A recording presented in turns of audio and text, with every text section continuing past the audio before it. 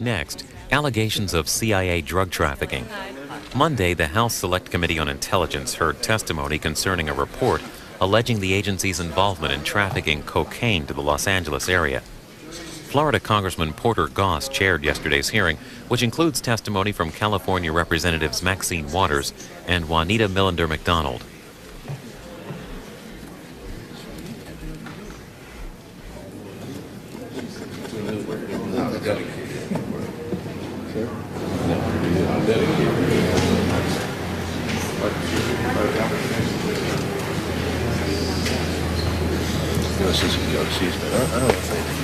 Sometimes they take it, sometimes it's live. I can't tell today. All that stuff they make. Committee will be in order. Good afternoon, ladies and gentlemen. The committee, House Permanent Select Committee on Intelligence, is here today to review the report of the CIA Inspector General regarding allegations made in a 1996 newspaper series that the CIA was involved in the trafficking of crack cocaine to California during the 1980s. Before we begin, I'd like to advise members and the public today of how we intend to proceed with the hearing. The House National Security Committee has graciously allowed us the use of this room this afternoon, and we appreciate it and say thank you for that. We have been advised, however, that our lease on this space does expire at approximately 5 o'clock, and so we're planning that our proceedings will end accordingly. At the conclusion of my opening statement, I will recognize my colleagues on the committee for any opening remarks they wish to make, and I'm advised they do. Then we will proceed to hear from members of Congress who are not on our committee who have indicated their interest in sharing their assessment of the CIA IG report. We will then proceed with the testimony of Mr. Frederick P. Hitz, the Inspector General of the CIA, beginning his presentation no later than 4 p.m. I thank all present here today for assisting us in sticking to this schedule.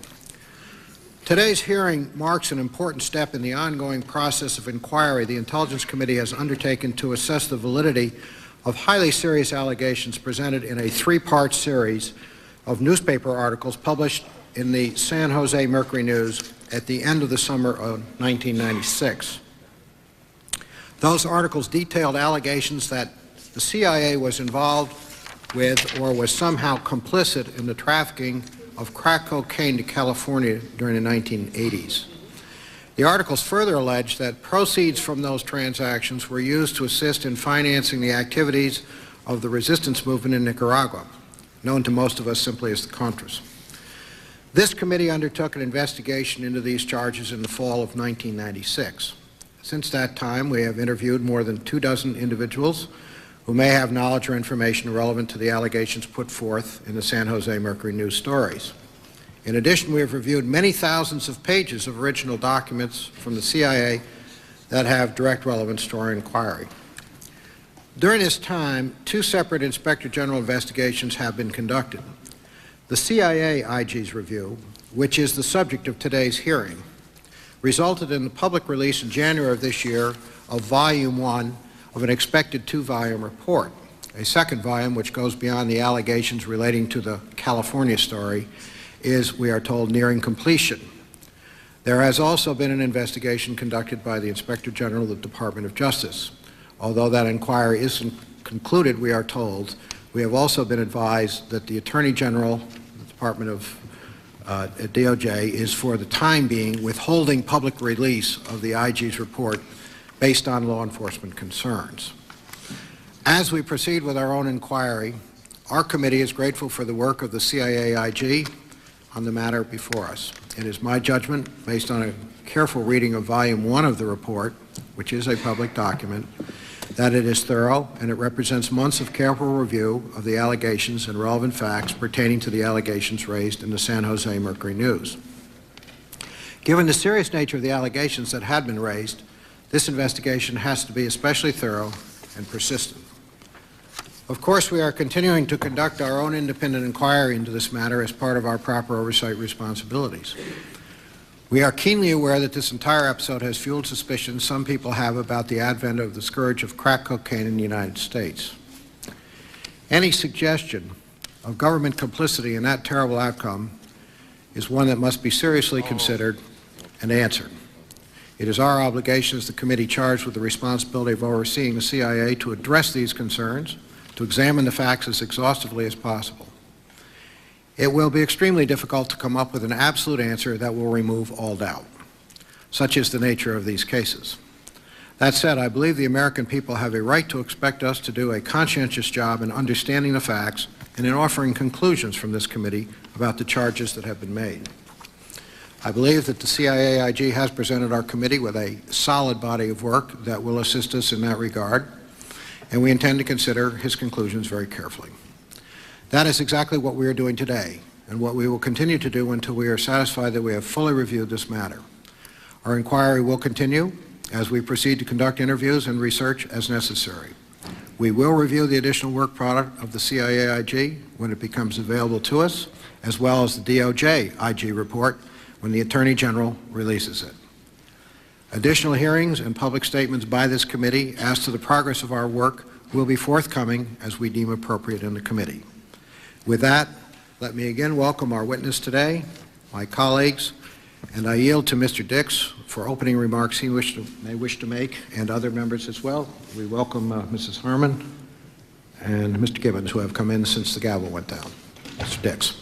Mr. Chairman, it would be difficult to overstate the seriousness of the allegations generated by the series of articles that appeared in the San Jose Mercury News in August of 1996. That any agency of government would be charged with being associated with illegal activity is bad enough. That the allegations would involve the CIA, whose activities must necessarily take place in secret and are therefore not generally scrutinized by the public, make it worse. Add the fact that the illegal activity involved narcotics trafficking, one of the chief law enforcement and security challenges facing the nation. And the reason for concern in Congress, within the administration to include the President, and in the country should be obvious. Early in September of 1996, after being assured by Director of Central Intelligence John Deutsch that the CIA's Inspector General would conduct a thorough investigation of the issues raised by the Mercury News-ish series, I asked the committee's former chairman, Congressman Larry Combest, that our panel conduct its own inquiry. I commend Mr. Combest for his decision to authorize a committee review, and I commend our current chairman, Mr. Goss, for his decision in March of 1997, when he became chairman, to rededicate the committee to this effort as a priority in the 105th Congress. I continue to believe that as important as the reports of the CIA and the Justice Department Inspector Generals are, the committee's independent inquiry is essential. I've seen Mr. Hitz's investigation characterized as the most extensive undertaken by the Inspector General. The statistics on numbers of pages of documents reviewed and numbers of people interviewed are impressive. The task of proving a negative is always daunting, at least in part because you begin with the certain knowledge that you cannot reach conclusions with which everyone will agree. The best defense against unjustifiable criticism of an investigation of this kind, however, is to ensure that it is as exhaustive as possible. In the two-page summary of Volume 1 released by the CIA on January 29, 1998, the phrase, "no information has been found," was used 9 times. I want to be assured that this phrase was meant to convey the message that no information was found on a certain point because none existed, rather than the message that the information was not found because the effort to find it was not thorough enough. The public's judgment about the adequacy of the work of the Inspector General's investigators will be what ultimately sustains or calls into question the conclusions of this report.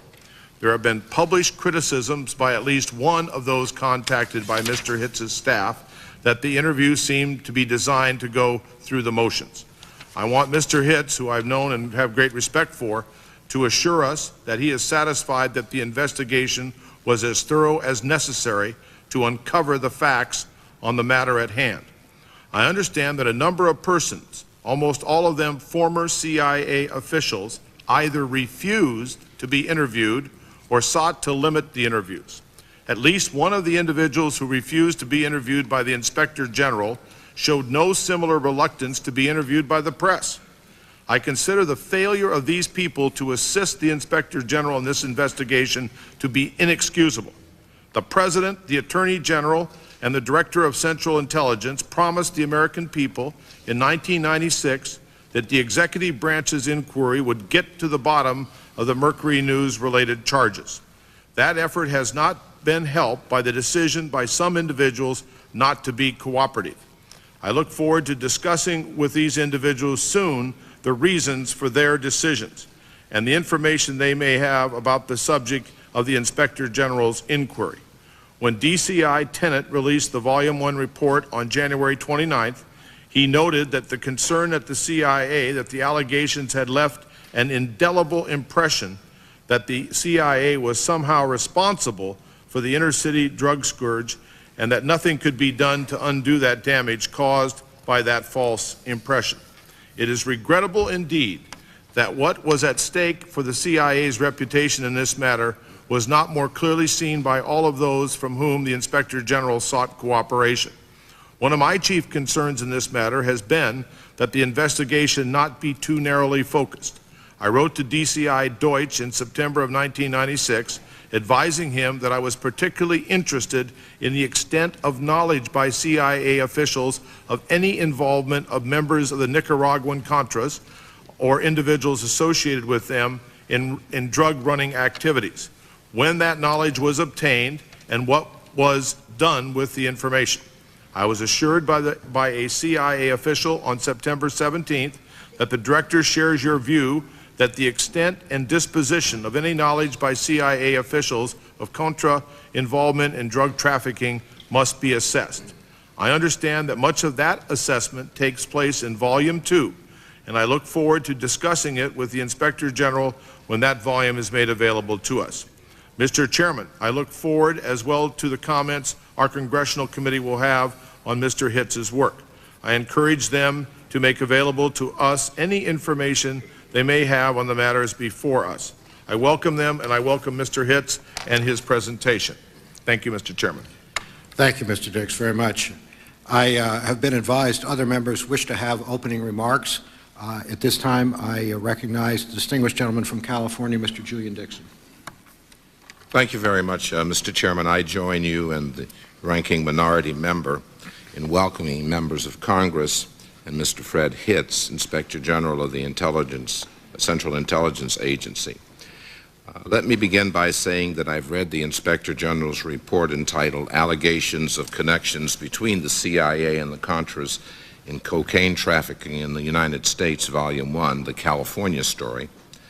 I find the section of the report that chronicles the political history of Nicaragua from 1912, when U.S. Marines occupied Nicaragua to protect U.S. economic interests, until the elections of Viola Chamorro on February 25, 1990, was extremely valuable and insightful.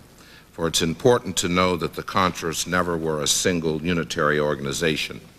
The term Contras, meaning counter-revolutionaries, was one used to identify organized forces opposed to the Sandinista regime. In my view, one cannot begin to understand the forces at play in Nicaragua's revolution without having this historical recounting as a foundation. It is apparent to me that Nicaraguans of various political persuasions made financial contributions to the Contras and to the Sandinistas. Some of these contributions were undoubtedly the results of proceeds from illegal activities such as narcotics trafficking. Nevertheless, the mere fact that an organization receives support from the fruits of illegal activities does not necessarily mean that the organization itself nor its causes are illegitimate. For example, Ricky Ross acknowledges donating some of his crack proceeds to inner-city community programs. These programs provide alternative after-school activities for our youth and are worthwhile and valuable, and in no way are diminished by the fact that some drug proceeds contributed to the operating capabilities. As has been said by the chairman and the ranking member, we're here today as a result of a three-part series of articles entitled Dark Alliance, published in the San Jose Mercury News. This series of articles allege that the CIA, in conjunction with the Nicaraguan drug network, introduce crack cocaine into Los Angeles, and then funnel proceeds from the sales of crack to Contras to help fund their war against the ruling Sandinista government. In the high speed of the digital age of information technology, the Dark Alliance series quickly spread from beyond the Mercury News readers. The series was placed on the paper's website of the Internet, where, according to the Mercury News, it received more than 1,000 hits a week. Additionally, talk show stations made it their leading story for weeks, and network television gave considerable time to reporting the story on the evening news. The fact that the story has resonated so powerfully outside the minority communities should not come as a surprise. The plague of crack is no different from the way that alcohol and other drugs have infiltrated communities across America, leaving a path of death and destruction in its wake. There are no sole alliances between crack cocaine and minority communities. The spread of crack cocaine in predominantly majority suburban communities is well documented and no longer remains a secret. Whether drug use occurs in minority or majority communities is not the issue.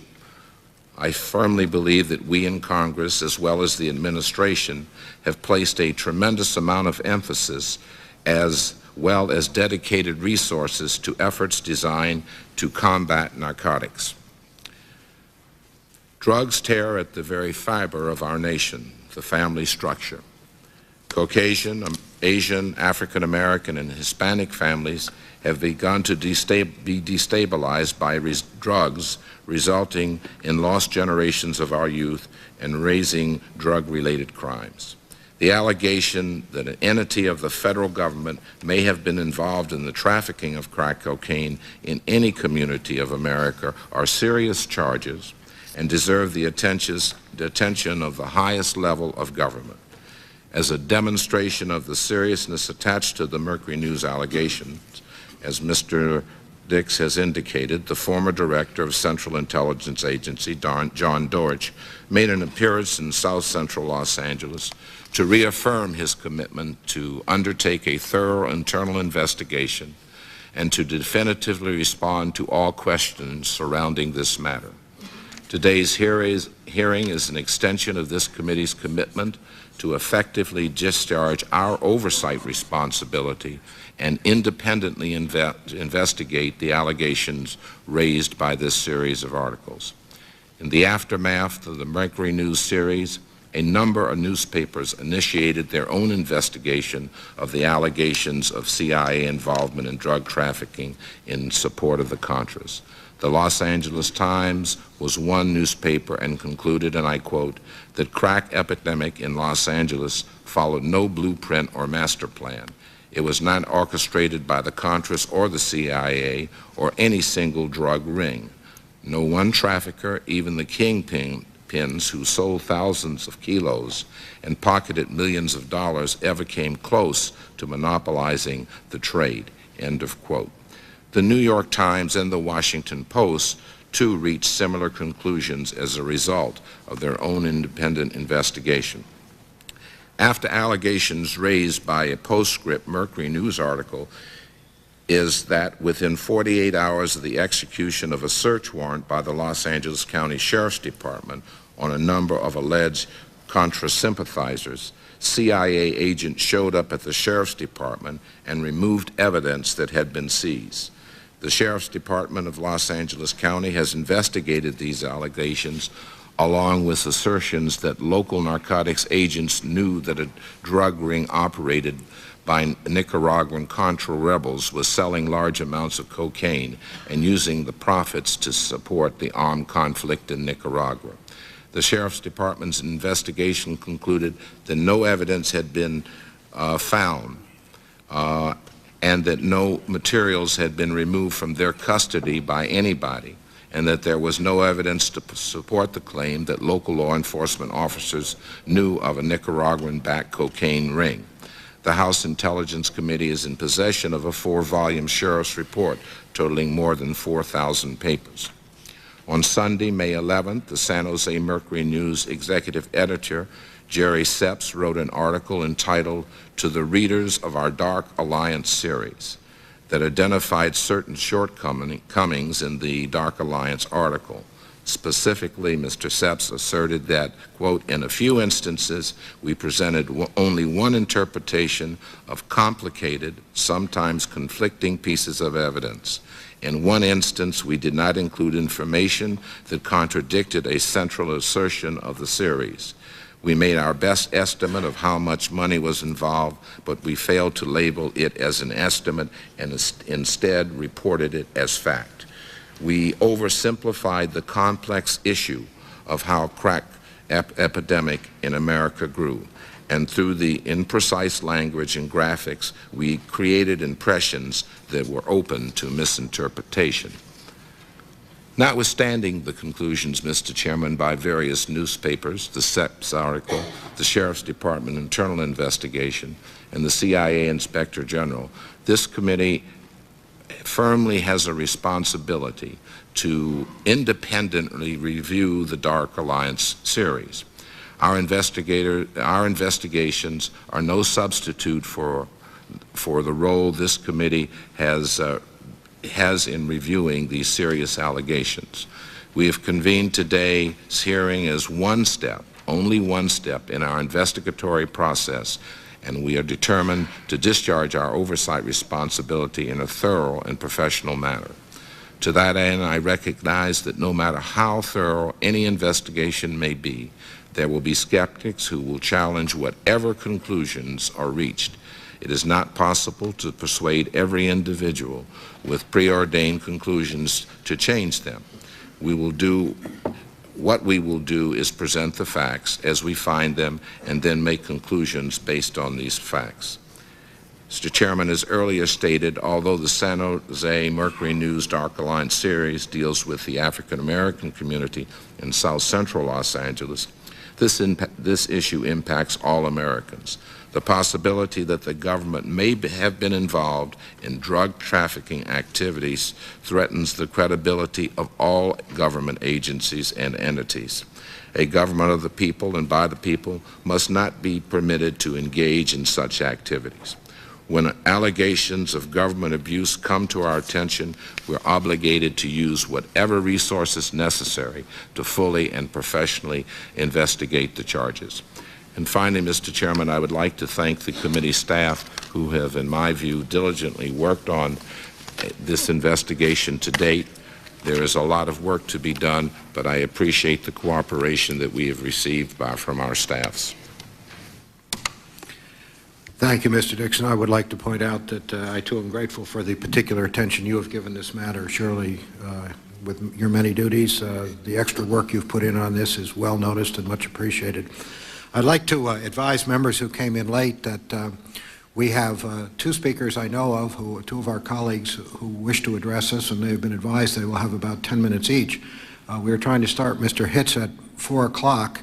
If you'll look at the clock on the wall, you will understand my admonition that the opening statements be kept within reason, please. Mr. Skelton.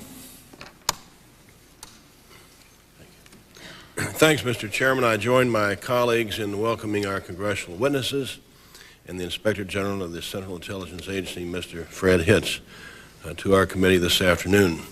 As the ranking Democratic committee of the National Security Committee, I'm well aware of the commitment that our nation's defense establishment has made to combating the importation of drugs into our country.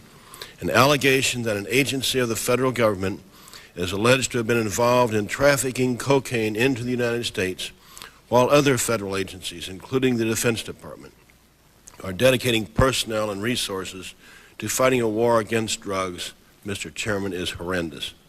I'm pleased that this committee is investigating these allegations and, to the greatest extent possible, holding hearings in a public forum so that the American public can review our proceedings. It's important that any inquiry to first obtain all the facts is necessary.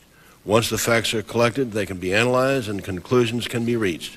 Today's hearing is part of the information gathering process. The facts brought out by this hearing will become part of the factual basis that this committee uses to reach a final conclusion. As has already been stated by my colleagues, the CIA Inspector General is working on Volume 2 of his report that addresses matters related to CIA's knowledge of drug trafficking by the Contras or persons associated with the Contra movement. Additionally, the Justice Department Inspector General has completed his report and the committee is awaiting its receipt. I do not believe it's possible to reach conclusions until all the facts have been received. I look forward to today's testimony in the hopes that it will shed additional light on this matter. I also want to commend Mr. Fred Hitz and thank him for his service and dedication as the CIA's Inspector General. The position of Inspector General is often a lonely one. Frequently, Inspectors General are criticized by the public when their reports do not verify alleged misconduct and their objectivity is then called into question. Within an agency, the Inspector General is sometimes viewed as the villain who is out to harm the image and reputation of the agency. Mr. Hitz, you've weathered all types of criticism and have always maintained a professional attitude. I wish you all the best in whatever the future holds for you, and again, thank you for your service. Mr. Chairman, thank you. Thank you, Mr. Skelton. Ms. Harmon of California. Thank you, Mr. Chairman. I have a statement which I'd like to submit for the record, but I would, however, like to make a couple of summary points. First, I'd like to point out to the audience that a majority of the committee members are here, and I think that that speaks to the importance that we give to this issue. And I, too, would like to commend our colleague, Mr. Dixon, for his enormous personal attention on behalf of all of us. Second point, I did participate in 2 community forums hosted by our colleague, Ms. Millender-McDonald. I'd like to commend her for the work that she did and the abuse that she took and the effect it had on this member to clarify for me how really explosive this issue is in a community that has been racked by cocaine abuse, and I want to state to her and to all of you how seriously I take this issue. Finally, Mr. Chairman, I just want to say that at the root of all this is one word: trust. A democratic society simply cannot function if the people believe that government agencies and officials participate in or condone illegal activities. And restoring trust will not be easy, but it is nonetheless an essential exercise for this committee. Speaking for one member, we cannot shirk from that responsibility, nor do I feel we will. And I want to thank you for a few minutes of time. Yield back. Thank you, Ms. Harmon, very much. Ms. Pelosi. Thank you very much, Mr. Chairman. I want to commend you and our ranking member for having this public hearing, unusual one for us on this committee. And I, too, want to commend Mr. Dixon for the attention the leadership that he has provided on this issue. I still have many questions, and I look forward to the Inspector General's presentation, as well as the other witnesses here today. This is an issue of great concern in my community, San Francisco, that I represent in the Congress. For a long time, before this issue ever came to the forefront, there was a suspicion in our community that the African-American community was a target, particularly women in the African-American community, were a target of a campaign to provide crack to them. The suspicions were that this would be to lead to undermining the African-American community by undermining the family. It's a terrible, terrible thought, but people did come together in large meetings in our community on this subject long before this issue that we're dealing with today was involved. Add to that, around the same time, the Contra issue debate was raging in the Congress of the United States. We know how long the Iran-Contra hearings went on to see if there was a sale of weapons to Iran, profits of which to be diverted to the Contras circumventing Congress on that issue. So when this issue became public, there was already a foundation of distrust.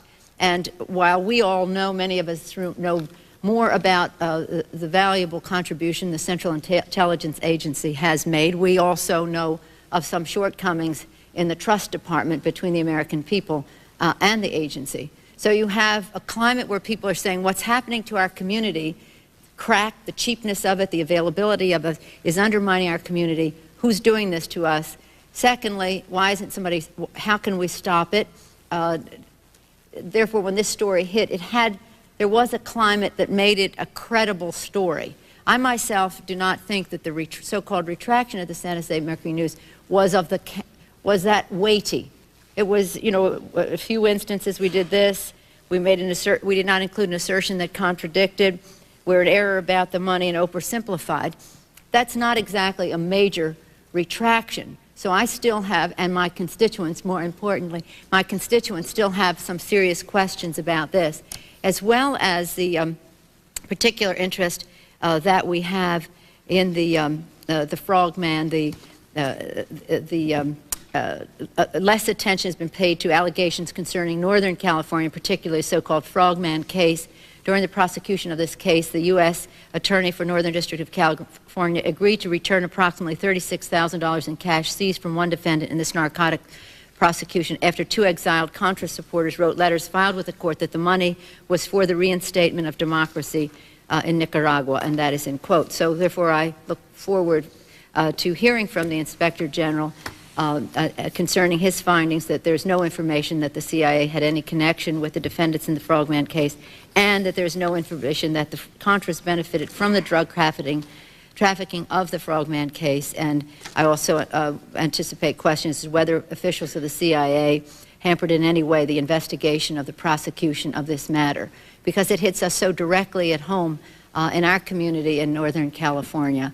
I still have some questions, even though I have reviewed the report. Once again, Mr. Chairman, thank you for allowing us to have these questions out in the open. Thank you, Ms. Pelosi. Mr. Skaggs. Thank you, Mr. Chairman. I'll be very brief. I join in thanking the chair for calling these hearings. Want as well to express my respect and appreciation for Mr. Dixon's contribution to this effort, but want to make a special point of recognizing the public service of Fred Hitz to the country and to the Central Intelligence Agency. I've known him for some time, independent of his current position. And what I have to say, I think, really picks up on Ms. Harmon's comment about trust. Even this committee, authorized and assisted as we are by able staff to look into the workings of the intelligence community, ultimately have to rely on trust ourselves in sorting out fact from fiction, from innuendo. The key individual with regard to the Central Intelligence Agency in establishing and nurturing a sense of trustworthiness in all of this is the Inspector General in the person of Mr. Hitz. I believe his conduct in office and his execution of his responsibilities have been absolutely key during my service on the committee to establishing the kind of trustworthiness in both directions that enables us to do our work for our colleagues and for the American people. And Fred, I just want to say thank you very much and Godspeed. Thank you, Mr. Skaggs. Mr. Gibbons. Thank you, Mr. Chairman, and I join my colleagues in commending you for having this hearing today, and I want to thank you for bringing it before the public as well. The importance and the seriousness of the allegations that have been before this committee on this issue merit this type of a hearing, and especially the proper resolution that this hearing can give this matter is critical. Critical both to the confidence of the American people in their agencies, critical to this oversight committee in its work that it must do in looking at and deciding these types of issues.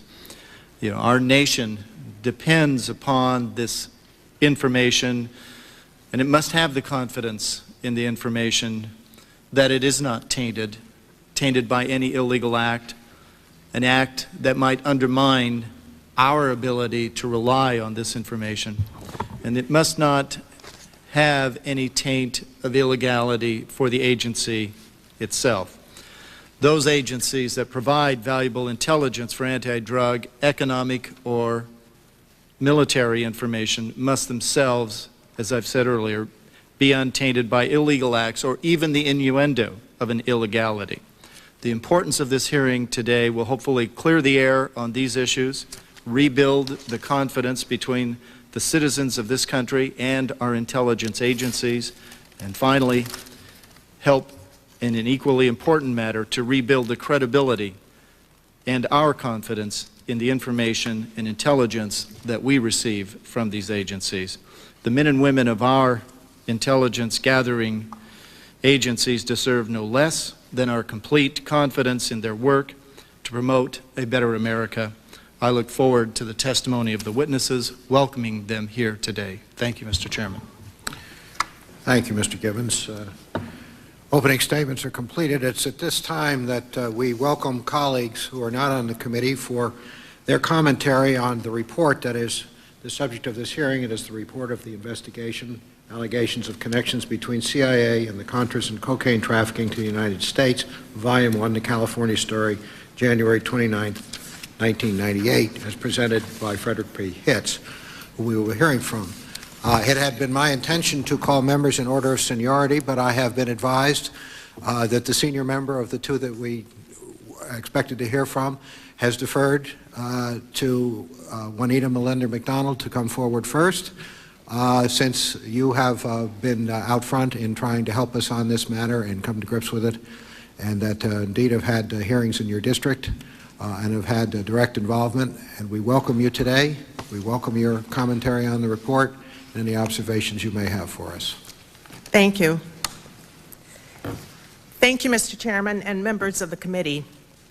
Before I begin my testimony, please allow me a moment to express my appreciation to you, Chairman Goss, and you, Ranking Member Dix, for your efforts and those of your colleagues on the House Permanent Select Committee of Intelligence to wade through the morass of allegations stemming from press reports of the Central Intelligence Agency's involvement in drug trafficking in South Central Los Angeles. I would especially like to acknowledge my Southern California colleagues on the committee, Congress members Jerry Lewis, Julian Dixon, and Jane Harmon, as well as Congressional Black Caucus Chairwoman Maxine Waters and California Delegation Co-Chairwoman Lucille Robal-Allard. Their support of my efforts to give voice to the concerns of my constituents in the immediate aftermath of the controversial press reports alleging CIA wrongdoing was encouraging and meant a great deal to me and the residents of California's 37th Congressional District.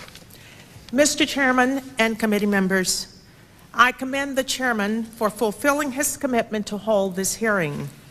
Like the Chairman, I too was deeply disturbed by the allegations as reported in the San Jose Mercury News in August of 1996 of the Central Intelligence Agency's involvement in the introduction, financing, and distribution of crack cocaine in the 1980s.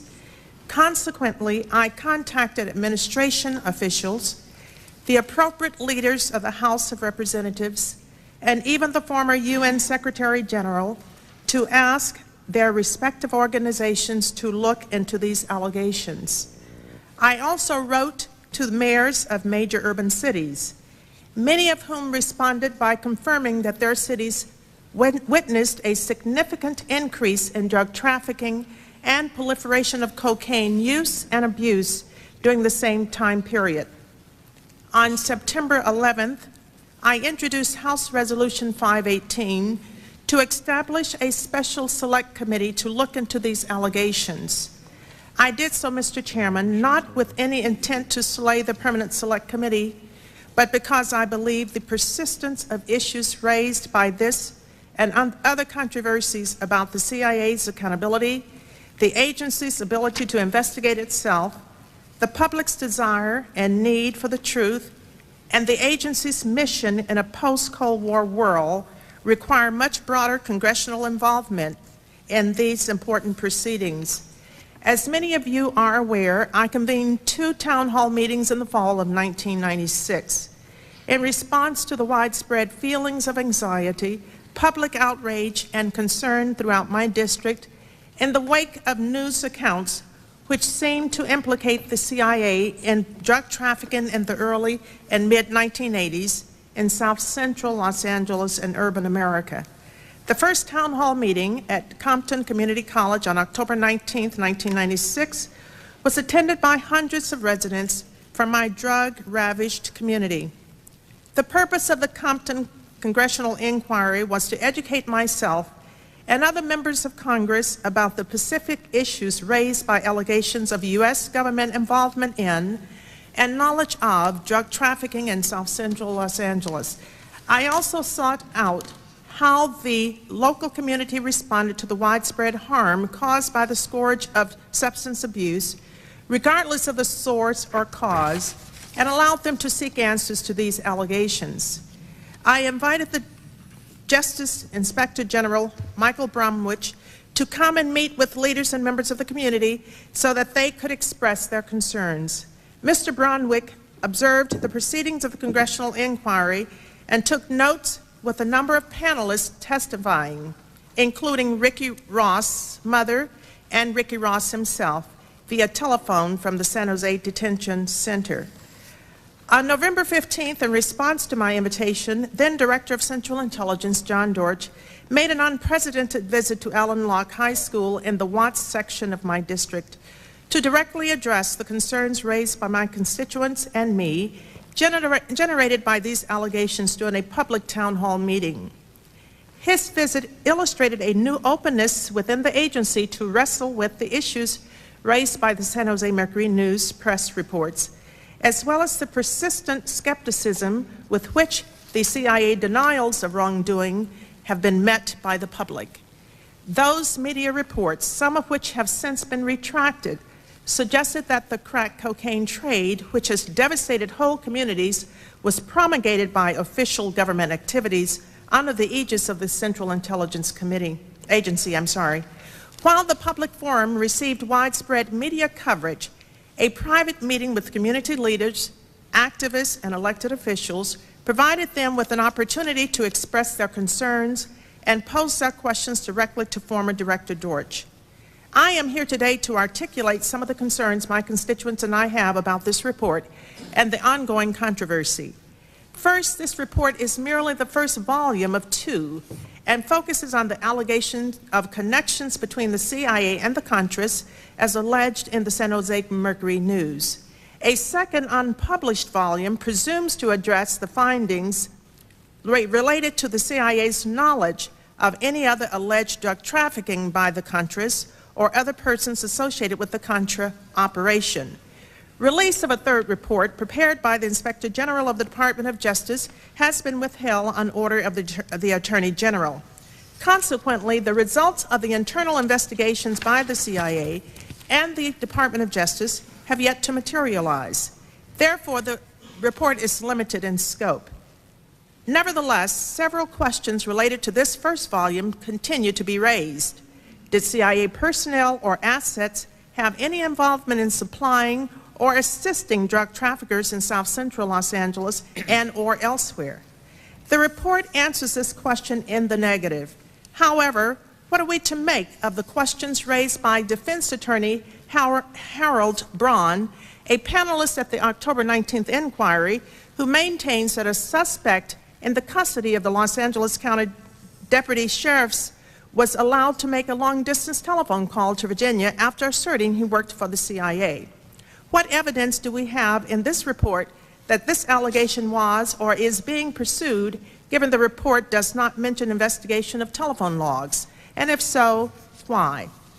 Did the CIA aggressively pursue its role, concluding the charge to collect, produce, and disseminate intelligence on foreign aspects of narcotics production and trafficking when it received information about possible Contra involvement in drug trafficking?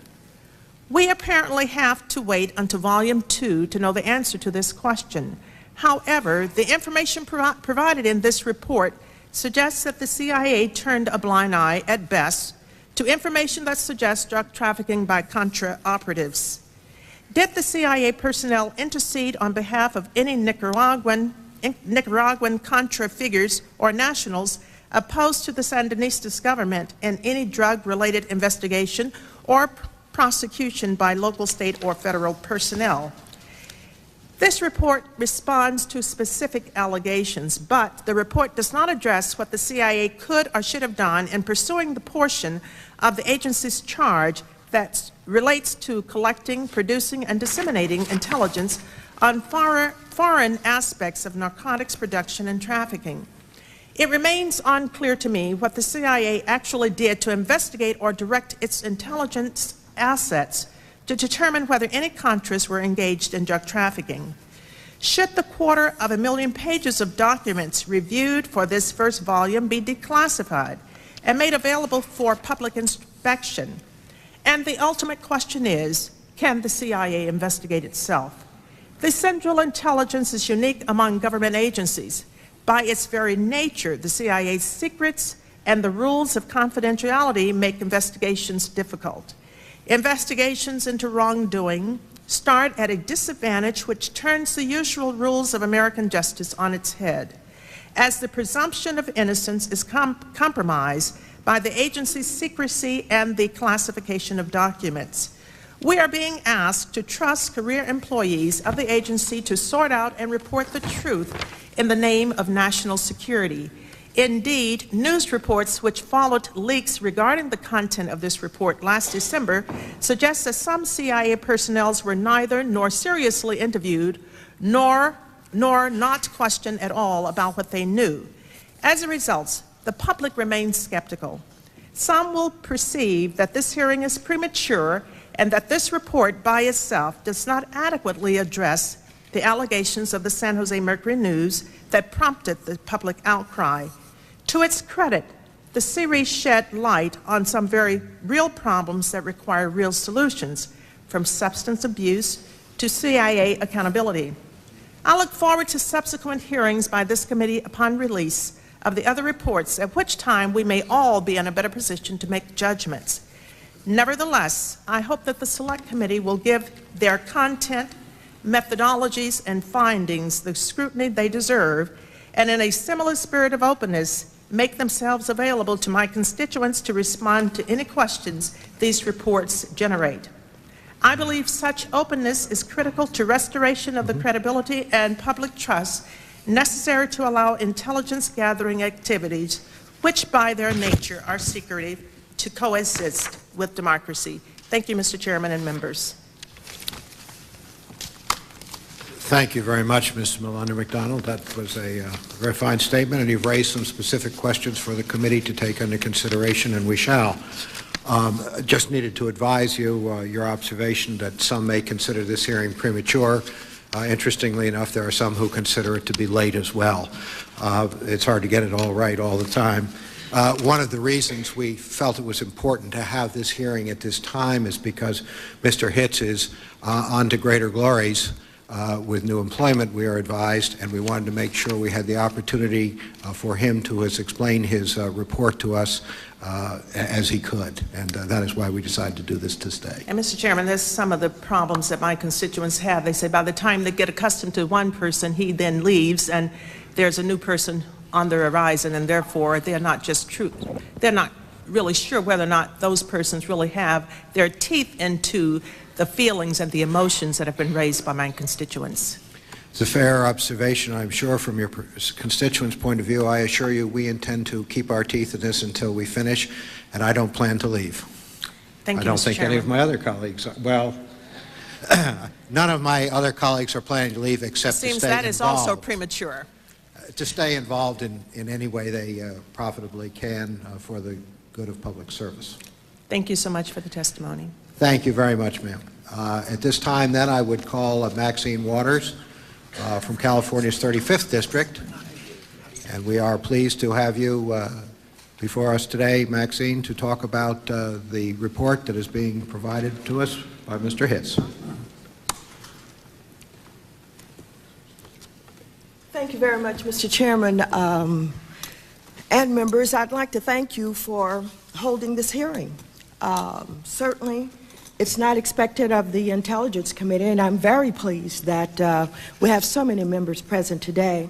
And I'd like to beg your indulgence. I know you spoke of a time limit, but it is very difficult to talk about all of this information in 10 minutes, but I'm going to try and do it as quickly as I possibly can. Mr. Chairman and members of the committee, I'm here today to testify about the failure of the Central Intelligence Agency to conduct a serious and thorough investigation into the allegations of CIA involvement in cocaine trafficking to fund its Contra war activities. Unfortunately, my fear that the CIA would be unable to investigate itself has been confirmed with this report. The Inspector General's report lacks credibility. It is fraught with contradictions and illogical conclusions. In a September 3rd, 1996 memo, then CIA Director John Deutsch laid out the framework for this investigation. In his instructions to CIA Inspector General Frederick P. Hitz, Director Deutsch stated, "I have no reason to believe that there is any substance to the allegations published in the Mercury News." Despite his premature conclusion, a serious, substantial, and credible investigation and interview process would have proven him wrong. If the CIA director's premature conclusion was meant to direct the final outcome, he has succeeded. This report's sweeping denial of the CIA's knowledge of drug trafficking related to the Contras defies the evidence and the logic that the CIA should have known. From the days of the CIA's first response to the allegations raised in the Dark Alliance series, many skeptics believe that the CIA could never produce a credible or truthful review of wrongdoings by its own agency. These skeptics could point, if they'd like, to this Sunday's Los Angeles Times to confirm their fears. The Times reported, in another case, that after 37 years, the CIA finally admitted publicly the most profound deception imaginable on an American family. Thomas Pete Ray and his top secret squadron of National Guard bombers were shot down during a CIA bombing mission in the Bay of Pigs debacle.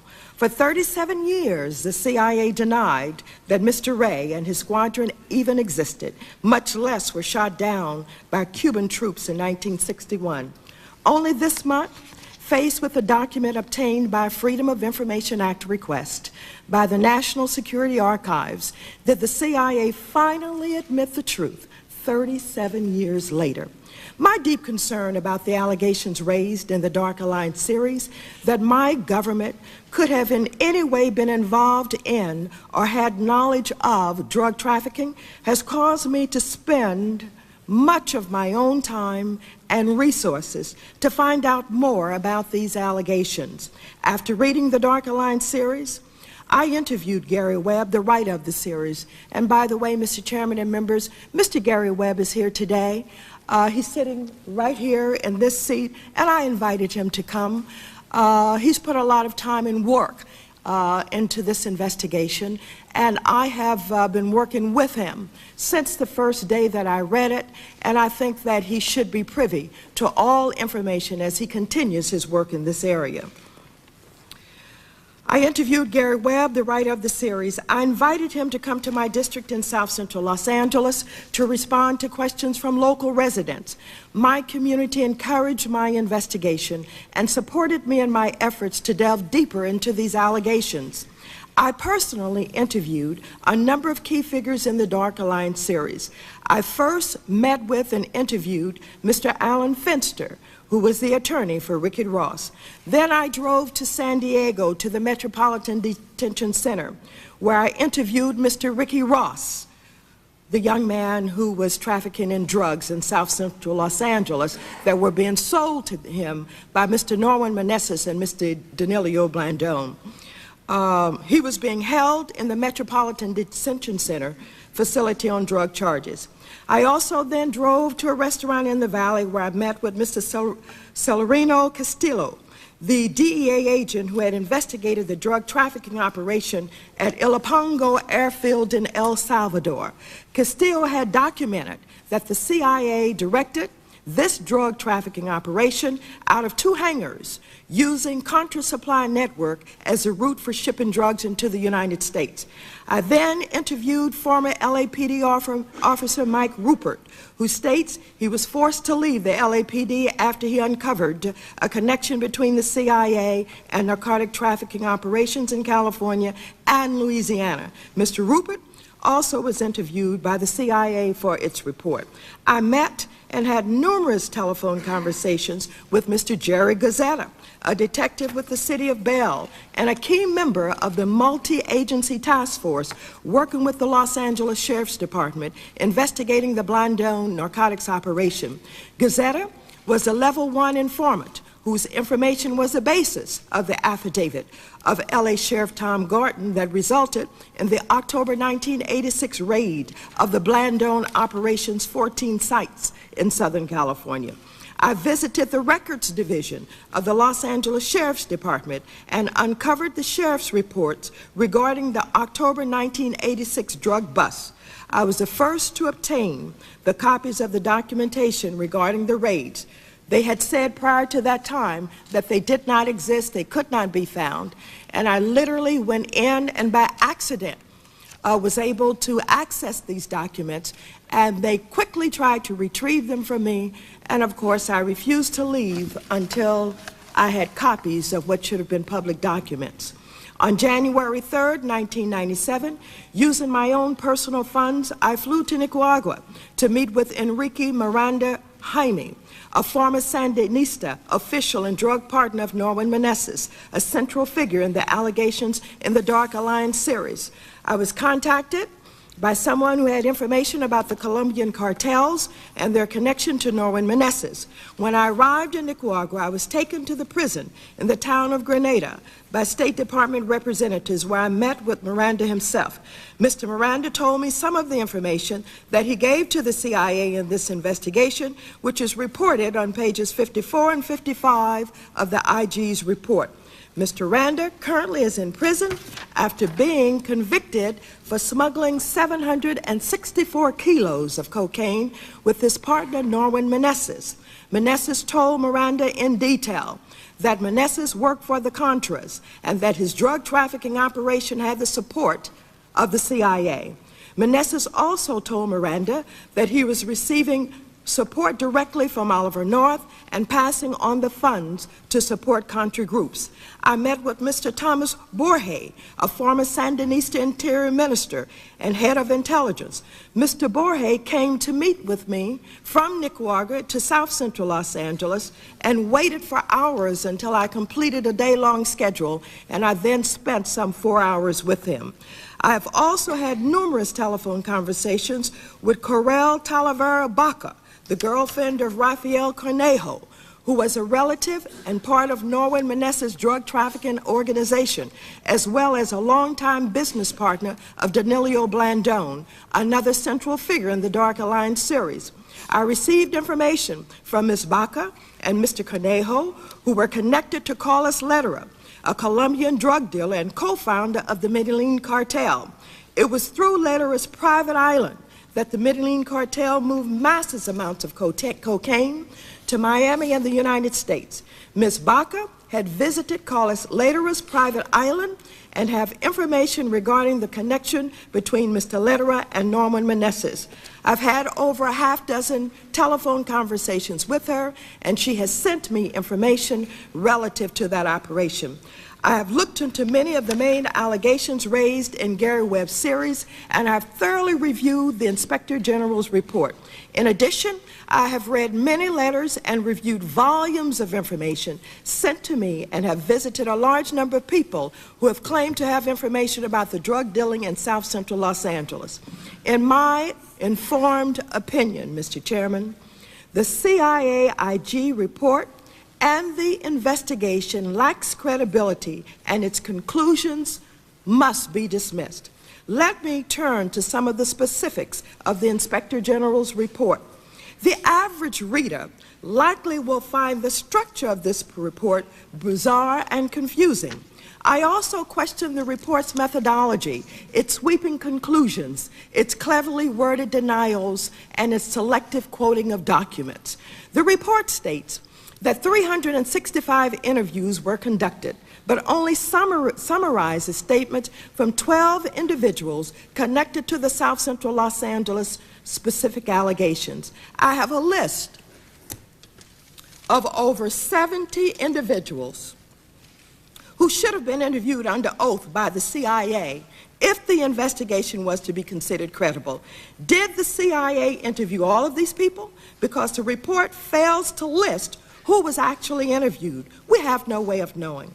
In addition, only 40 pages of this report, titled The California Story, actually deal with the allegations of the South Central crack cocaine Contra connection. The report mentions a half dozen other CIA and Contra officials interviewed, but does not offer even a cursory summary of their testimony. So let me do what the report failed to do. The following individuals associated with the Contras are or were either CIA agents or CIA assets. Now, I'm going to name these individuals, and I'm going to say to you, Mr. Chairman and members, that even though the report cleverly refers to agents, we should be talking about agents and or assets. I am going to say to you today in no uncertain terms, Mr. Adolfo Calero was a CIA asset, and he didn't just start with Norwin Meneses. He started working with the American Embassy as a CIA asset, and many of the funds for aid were funneled through him. Mr. Enrique Bermudez was a CIA asset. Mr. Marcos Aguado, a Contra pilot and accused drug dealer. Mr. Francisco Aviles, a Contra official in Costa Rica.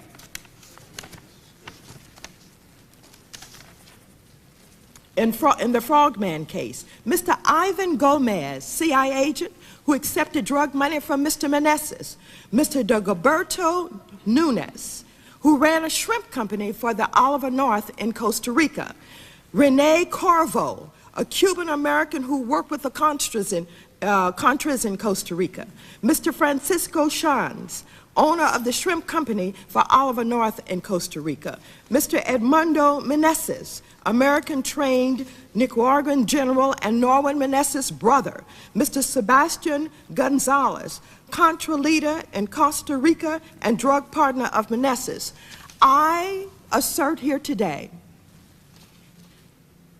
that these are all CIA assets, and I would challenge this committee to ask the Inspector General and others, perhaps in the CIA, to document for you whether or not my allegations are true. They should give you sworn testimony as to whether or not they have knowledge about the people that I'm submitting to you being assets of the CIA. Today, I'm asking this committee to obtain the written response from the CIA that either categorically confirms or denies they are or were CIA assets or agents. Another major problem with the investigation underlying the report was the CIA's lack of subpoena power.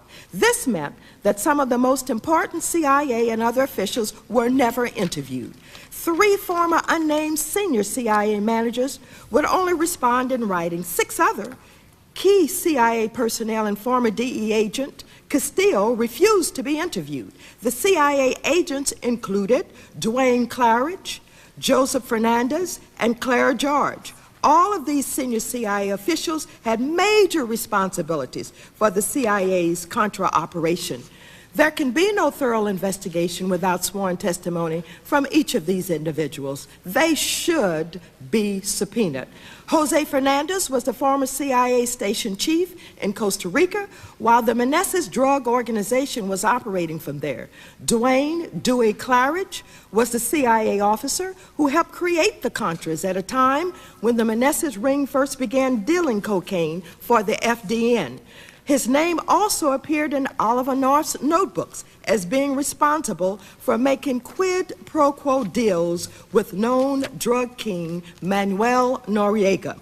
Claridge summed up how serious he thought this investigation was when he told reporters in December 1997 that the CIA, quote, sent me questions that were bullshit, and I wrote back, they were a bunch of bullshit. When I spoke with journalists following the release of the report this past January, much to my surprise, they had to admit to me they had not even read the entire report. They admitted they had only read the glossy, 8-page summary which offered up unsubstantiated conclusions of the CIA's innocence and blanket denials of the Dark Alliance serious allegations. Had they only read the report in its entirety as I did, they would have learned that allegations of drug trafficking and connections between the Contras and the CIA were not new.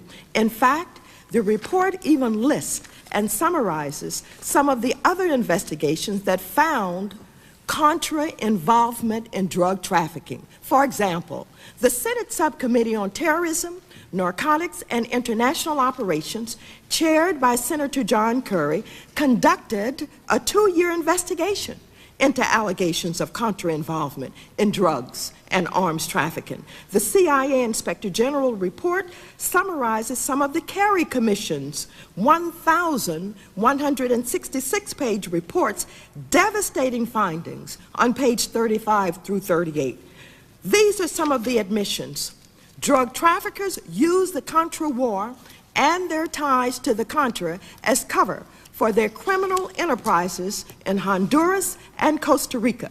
Assistance from the drug lords was crucial to the Contras.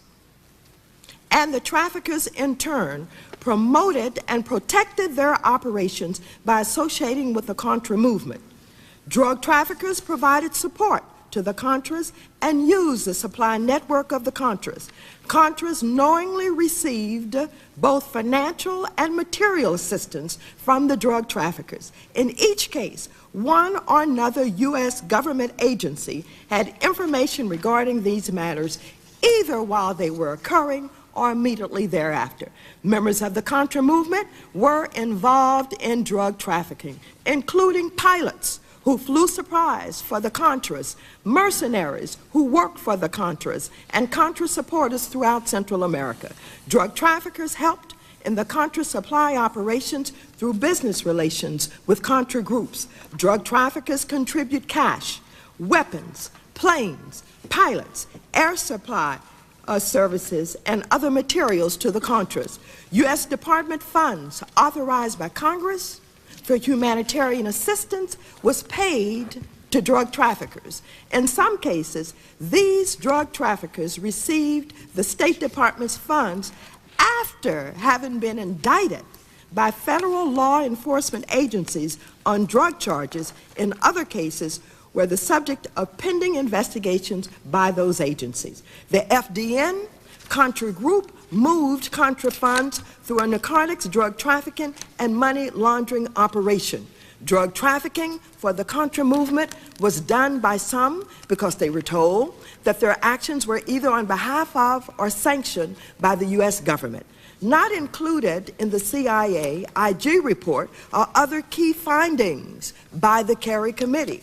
Despite widespread trafficking through the war zones of northern Costa Rica, the Kerry Committee was unable to find a single case which was made on the basis of a tip or a report by an official of a U.S. intelligence agency. This, despite an executive order requiring intelligence agencies to report drug trafficking to law enforcement officials, and despite direct testimony that drug trafficking on the southern front was reported to the CIA officials.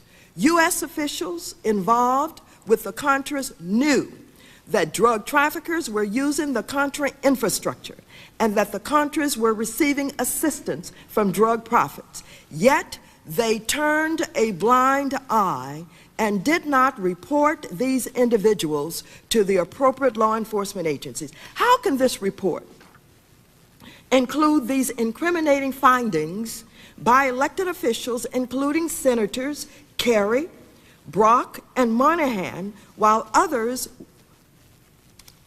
summarily dismissing any CIA knowledge of or involvement in Contra drug trafficking into the U.S. This is an outrageous contradiction. Moreover, the report is littered with damaging admissions. This report admits Norwin Meneses was one of the biggest drug dealers in America, either north and south. and he supplied Danilo Blandone. Blandone, in turn, was the source who supplied Ricky Ross, and Blandone and Meneses did so unhindered by the CIA. It is unreasonable to think Meneses was connected to the CIA, given the Contras were a CIA creation and that the CIA handled every aspect of the Contra operation. Pages 20 through 24 of this report confirms that the CIA essentially created, funded, supplied, and trained the Contras, and that the CIA was intimately involved in determining their strategy and running their operations. Meneses was never arrested by U.S. law enforcement. He was permitted free entrance to the United States and even issued a visa. How was this allowed, and why was it allowed to continue? Let me just say that Meneses dealt drugs in the United States for over 10 years or more. Starting back in 1974, he was a drug dealer before he came to the United States. He was even involved in a murder in Nicaragua. He dealt drugs without any interference, without any intervention. He had assets and businesses in San Francisco. As a matter of fact, Congresswoman Pelosi referred to the Frogman case. When they tracked down some of Meneses' people, they tracked them to the very house that was connected with the Frogman case where many of those people were involved. Meneses was well known by the CIA, the DEA, the DIA, and everybody in the United States as a drug dealer who was supplying Danilo Blandone, who was supplying Ricky Ross. How he stayed in the United States all of those years, being known from 1974, selling drugs that ended up helping to support the Contras, and nobody, but nobody knew it, is absolutely amazing. Meneses was never arrested by the U.S. enforcement. He was permitted free entrance again to the United States and even issued a visa. How was this allowed, and why was it allowed to continue? The CIA and DEA records are full of knowledge about Meneses' drug dealing operation. This knowledge was substantiated in this report. Even this report. The CIA knew of his drug trafficking by 1984, and the DEA had known of his trafficking activities as early as 1974. Incredibly, the report fails to mention anything about the activities of Adolfo Calero, only mentioning that he was interviewed. He was the key Contra leader and CIA agent on the Southern Front. Damning public information ties Calero to drug trafficking. In a December 1986 interview, Calero told the Costa Rican newspaper La Nacion that he met with drug kingpin Norman Meneses at least 6 times, and that he knew Meneses was involved in drug trafficking. Now, in our investigations, we had found out that Meneses had met with Adolfo Calero, and that Meneses and Blandone had been going to these meetings both in San Francisco and in Los Angeles, despite the fact that these conclusions of these drug dealers having no connection to the Contras. Thank goodness your report did identify 6 visits. We only knew about 2. We have a picture of Meneses and Adolfo Calero and others at one of these Contra meetings that were going on all over California. In addition, there are many other key facts that were confirmed by this report. Drug kingpin Norman Meneses supported and was involved with the Contras. On page 76-77, drug dealer Norman Meneses admitted giving money to the California chapter of the FDN Contras, and that he was involved in the 1985 attempt to obtain material support, medical and general supplies for the Contra movement. Now, there are a lot of discrepancies about how much. You will find in your report, it differs somewhat with information that was testified to over on the Senate side when they held the semblance of a hearing over there. I have maintained that it does not matter how much money.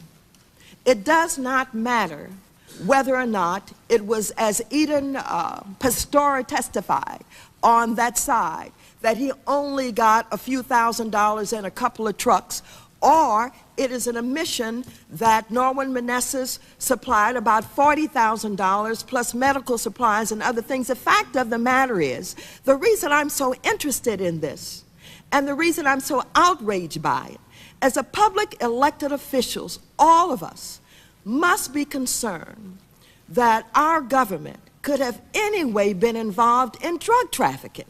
Drug trafficking. That's a very, very serious offense against the people of this nation.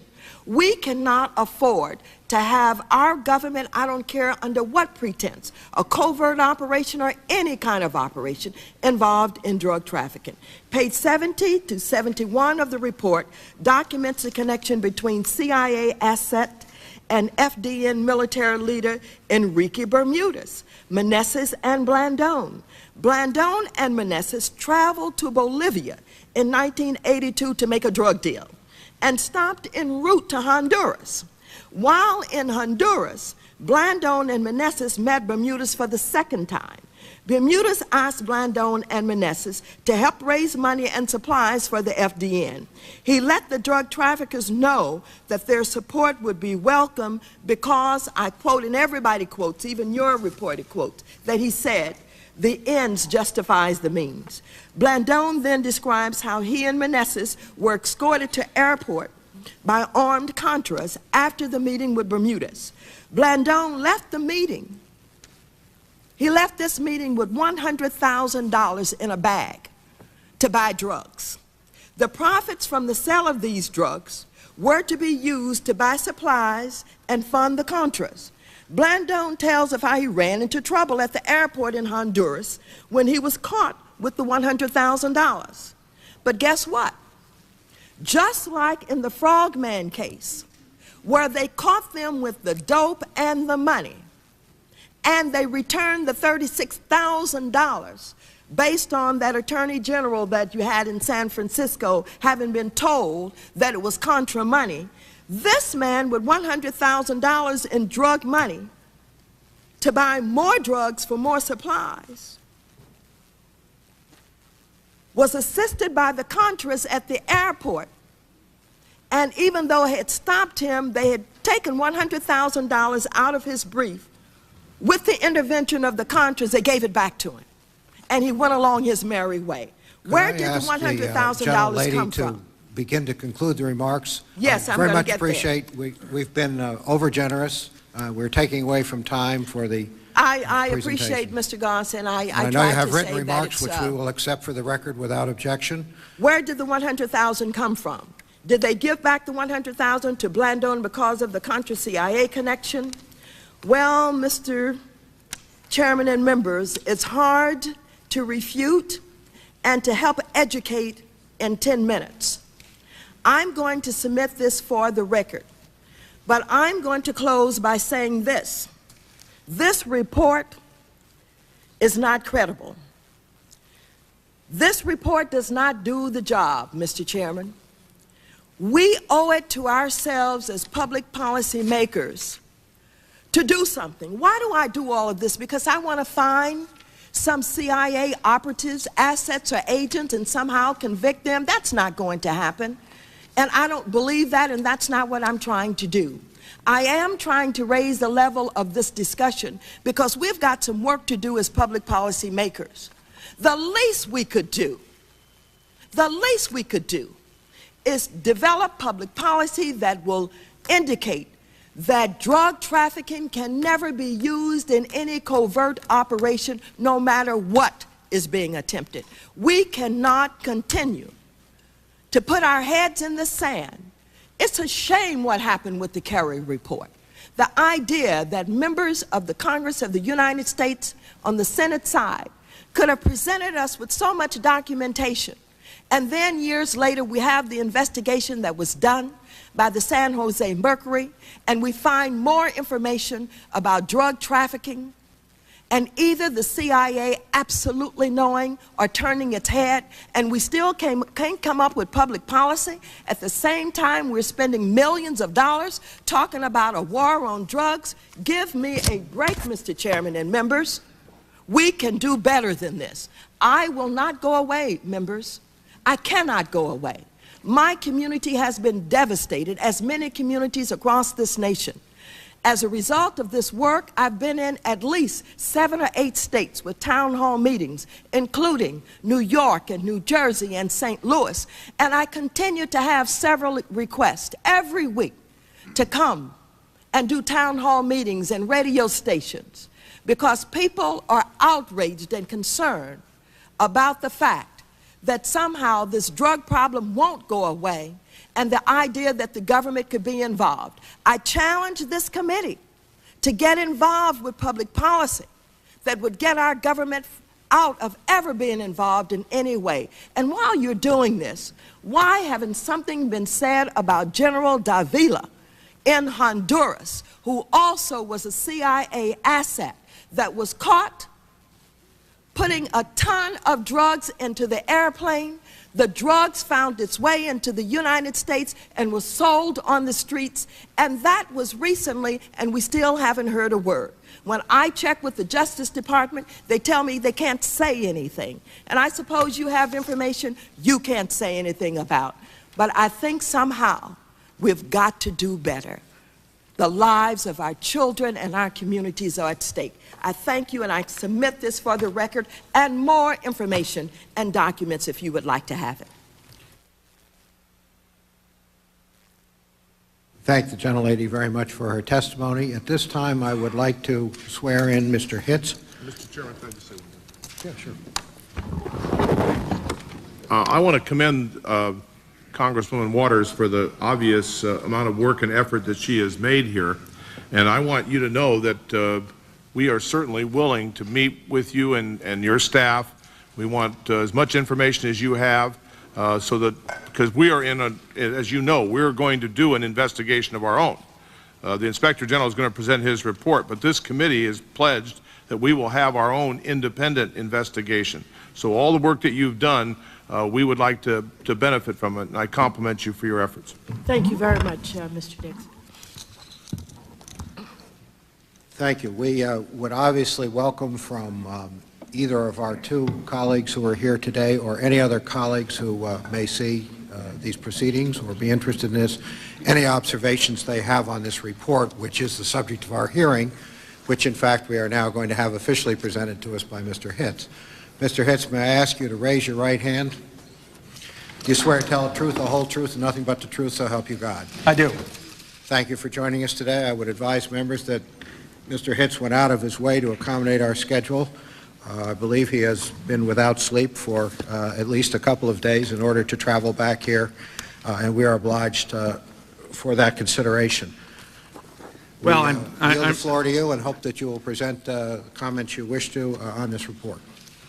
Thank you, Mr. Chairman, and I assure the committee that I'm happy to be here today, and hopefully I'll be able to answer your questions, irrespective of distance traveled. I feel a little bit as if we've had dessert first.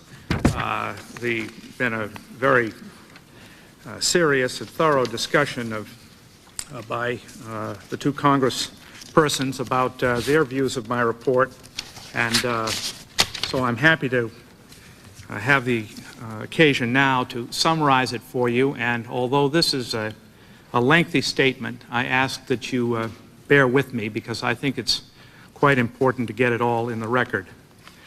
When I appeared before the Senate Select Committee on Intelligence in open session on October 23, 1996, I reported that at the request of then Director of Central Intelligence John Deutsch on September 3, 1996, I immediately initiated an inquiry into the allegations that stemmed from a 3-part series called Dark Alliance that was published in the San Jose Mercury News in August of '96. That series discussed the drug trafficking activities of several individuals who had been implicated in cocaine trafficking in California. As you know, the series also suggested that the Nicaraguan Contras, described as CIA's Army, benefited from the drug trafficking activities of Ricky Ross, Danilo Blandon, Norwin Meneses, and others, and that these activities were responsible for the emergence of crack cocaine in south central Los Angeles and elsewhere in America. The series also intimated that CIA may have been involved in drug trafficking, or at least had knowledge of those activities and may have given its approval for them. On October 23, 1996, I promised Congress and the American people to have my office, quote, conduct as thorough a review as possible of all available information and report what we find candidly and completely. I am pleased to be able to come before this committee today and say that we have done just that.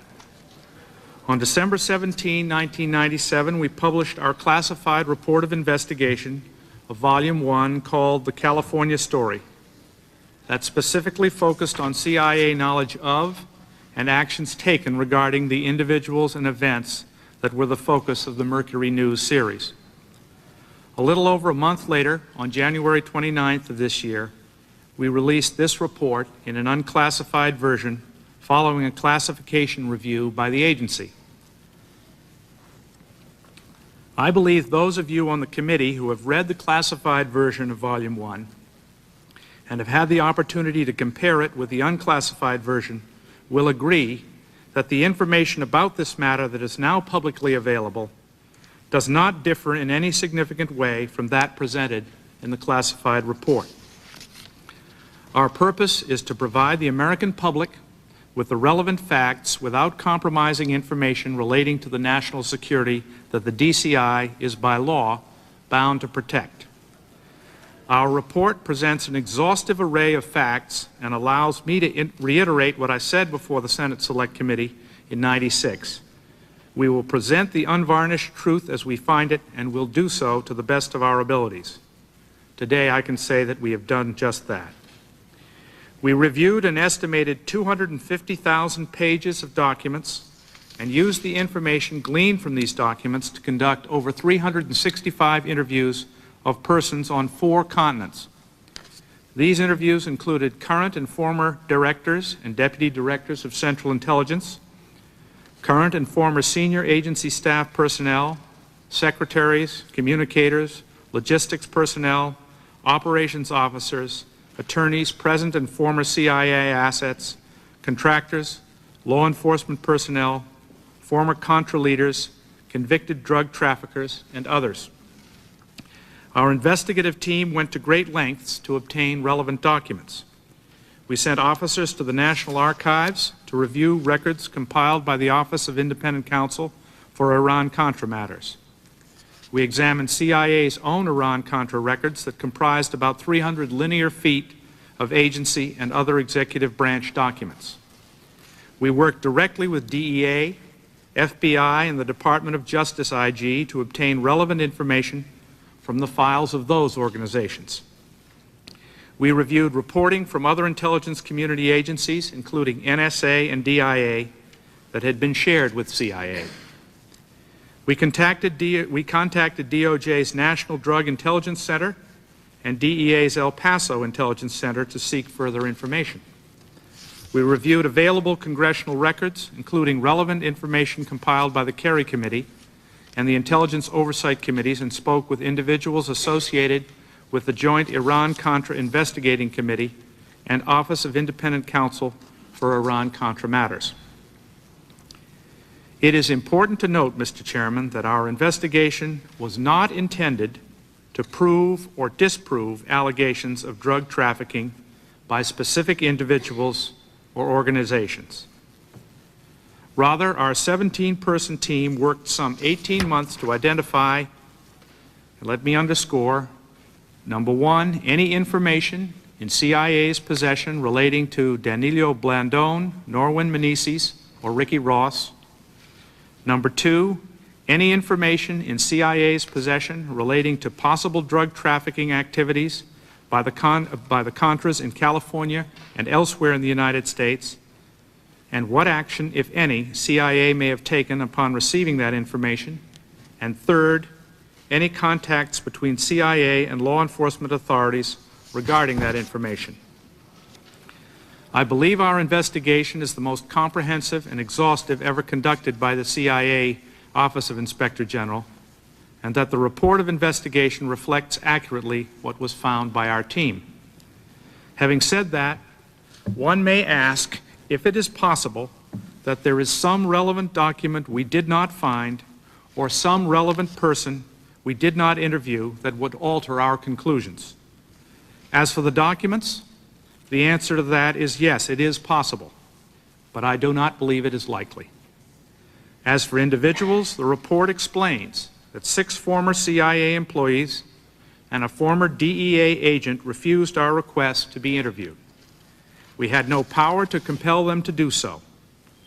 Given the effort I have described, however, I do not believe it is likely that any significant information that would have substantially altered the conclusions of this volume has escaped our attention. Now let me turn to the findings of Volume 1. Before I go any further, I want to make clear that we found absolutely no evidence to indicate that CIA as an organization or its employees were involved in any conspiracy to bring drugs into the United States. The first half of Volume 1 discussed CIA knowledge of the activities of Ross, Blandone, and Menezes. Ross, Blandone, and Menezes are convicted drug dealers. Our investigation found no information to indicate that any past or present employee of CIA or anyone else acting on behalf of CIA had any dealings with Ross, Blandone, or Menezes, or had any knowledge of their drug trafficking activities. Ross was a drug dealer who, by his own admission, says his sole motivation was to derive personal financial gain from the illegal trafficking of drugs. During the 1980s, Ross was a major cocaine and crack trafficker who says he made millions in the drug trade. His activities helped to foster the crack epidemic that erupted in south central Los Angeles.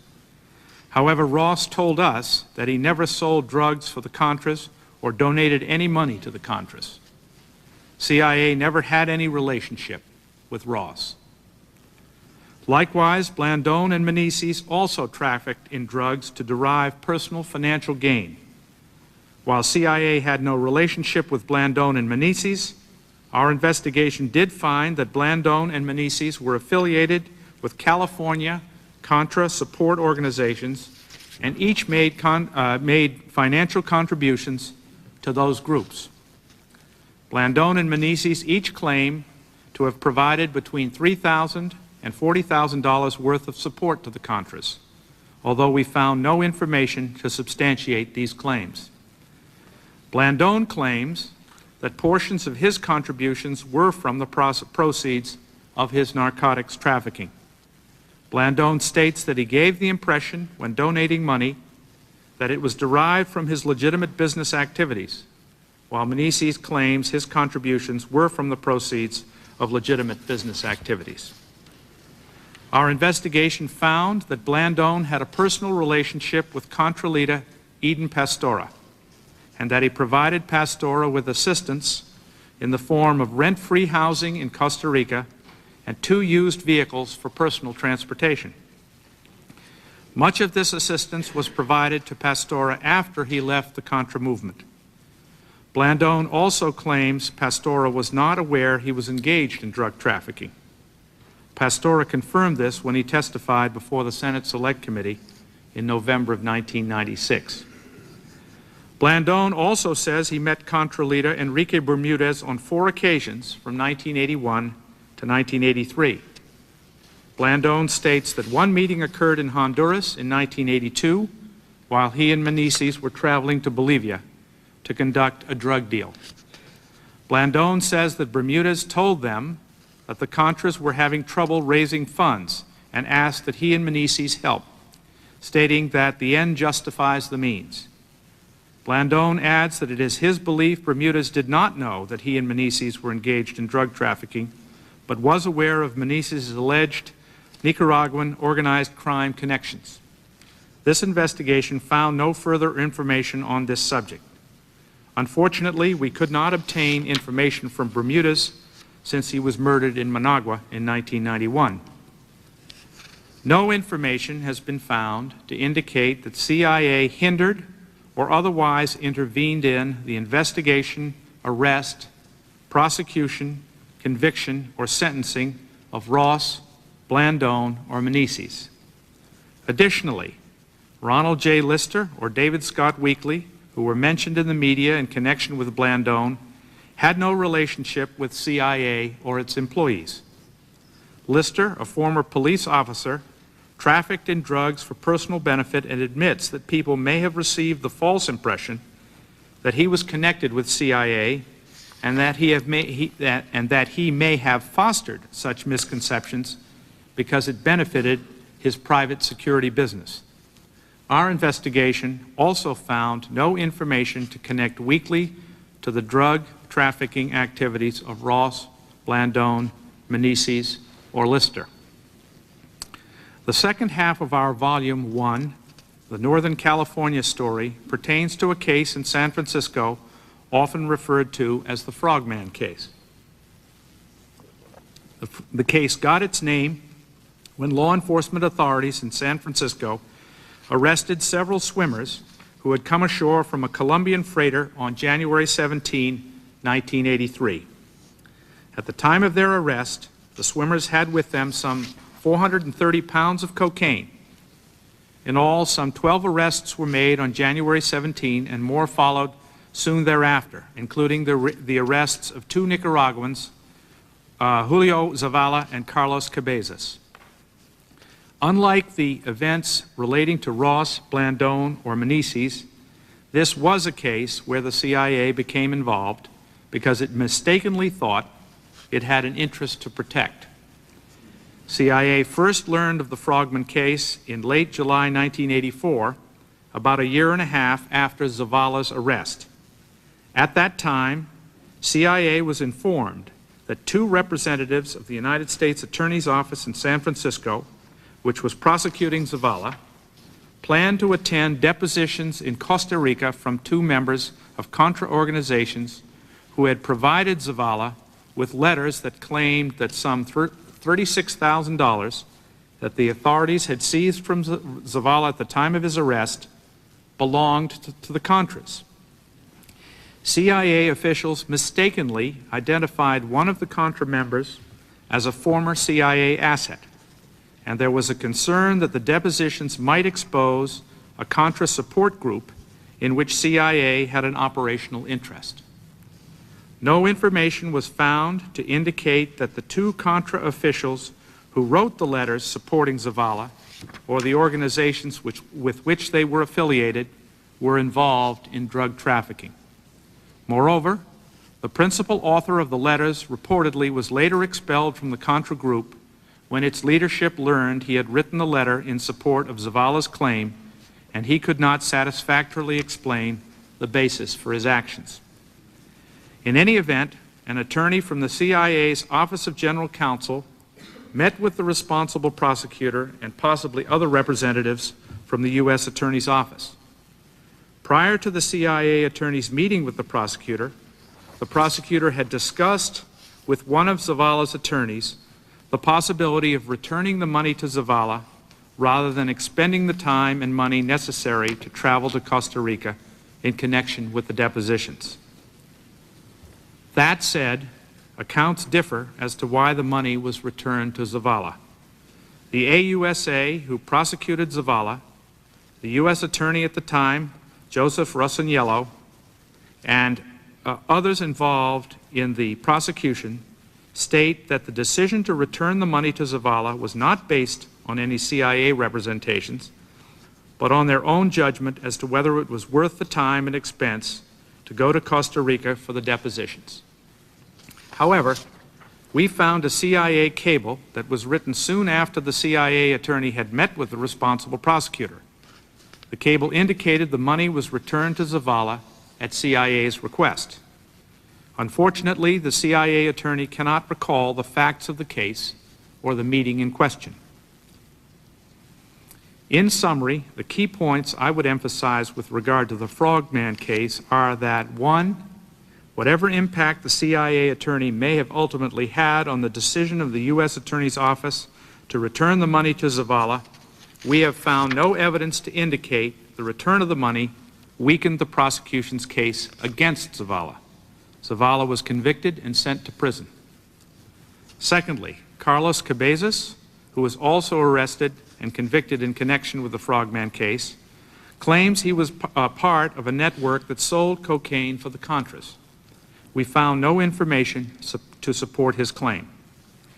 We found no information, as stated in the Mercury News series, to connect Meneses with the Frogman case.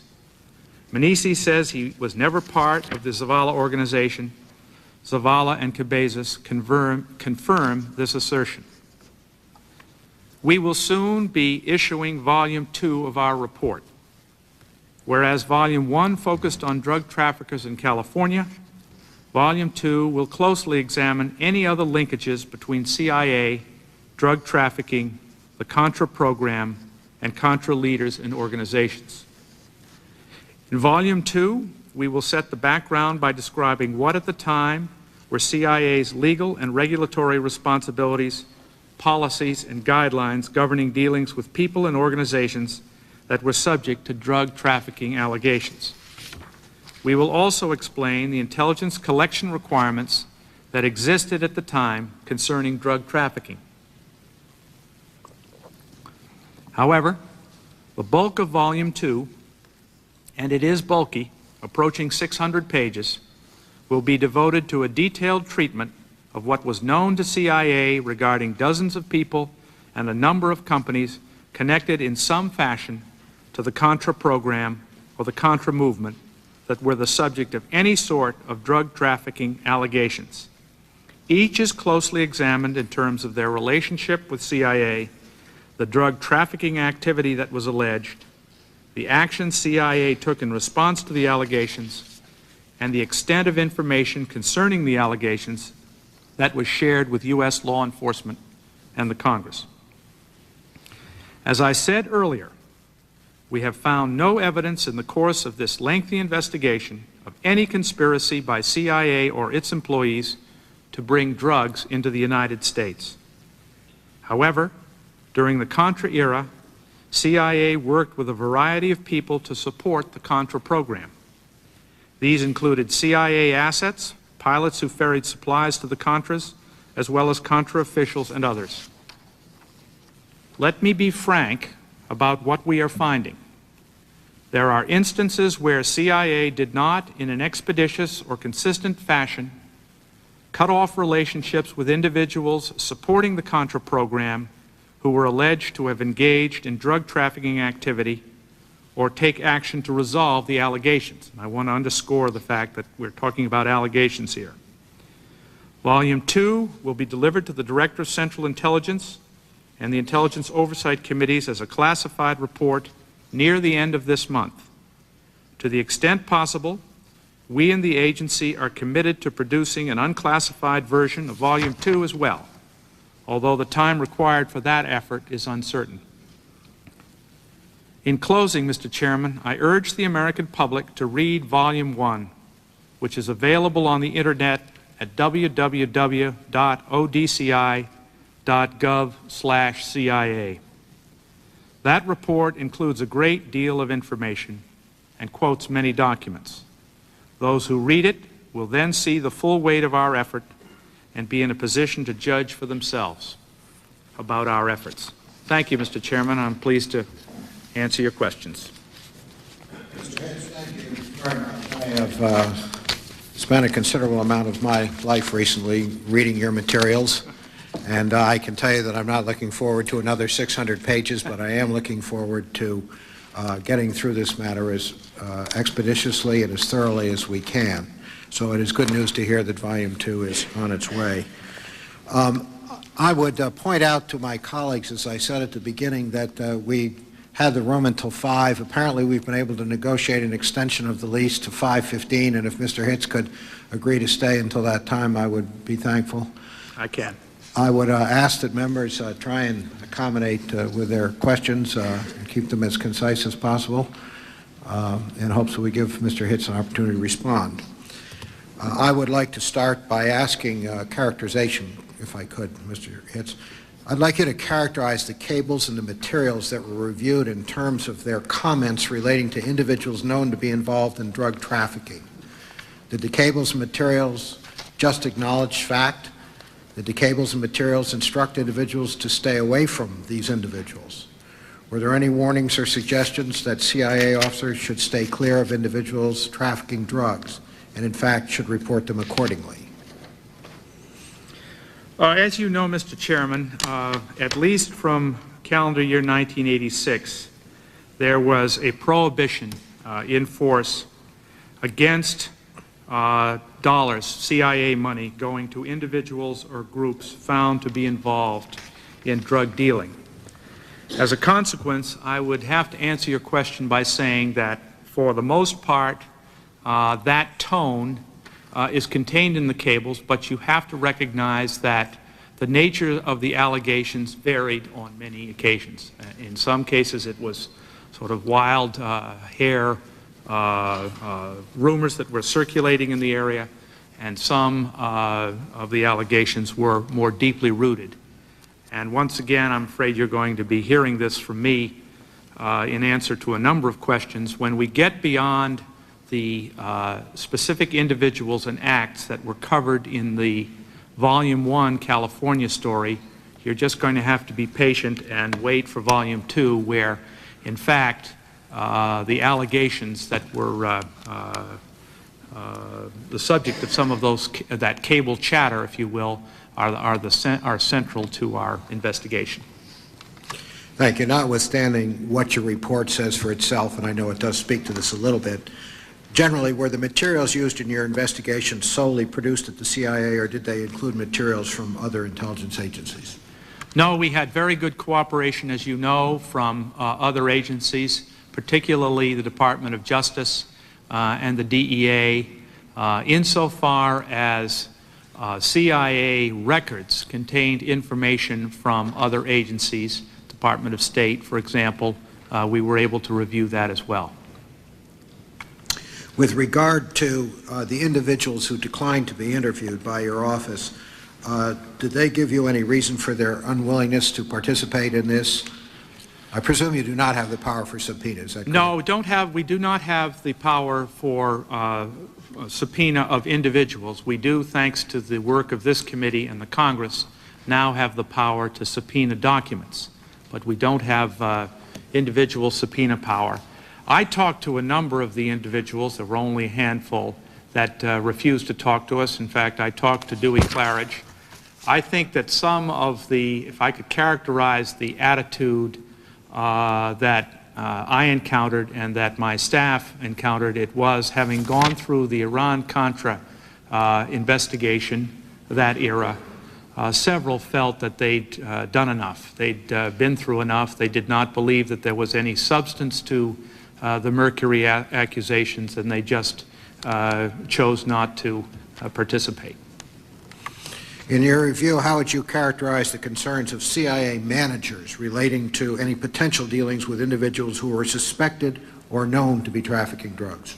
I think the '86 prohibition against providing monies to anybody associated with drug trafficking was uppermost in the minds of the managers involved in that period, and it seemed to be reflected in the cable traffic. But again, you'll have to wait for Volume 2, because you will see that some of the allegations of drug trafficking appeared to be more substantial than others, and that would weigh in some of the positions taken.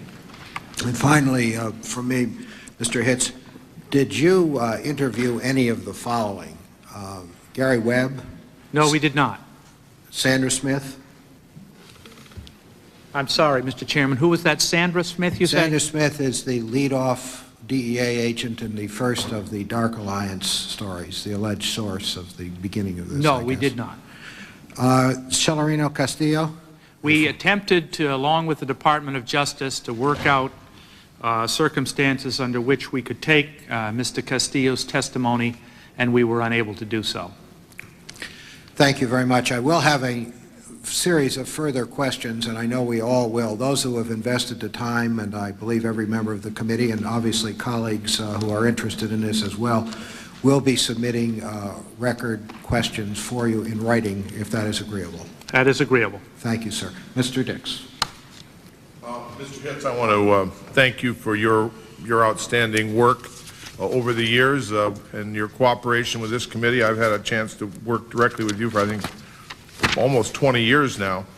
And though we're very concerned about this issue, we are also very pleased with the amount of work and effort that you've made here. And again, as I said earlier, we're going to take all the facts that Congresswoman Waters has put together. Our committee staff and the members will look at that.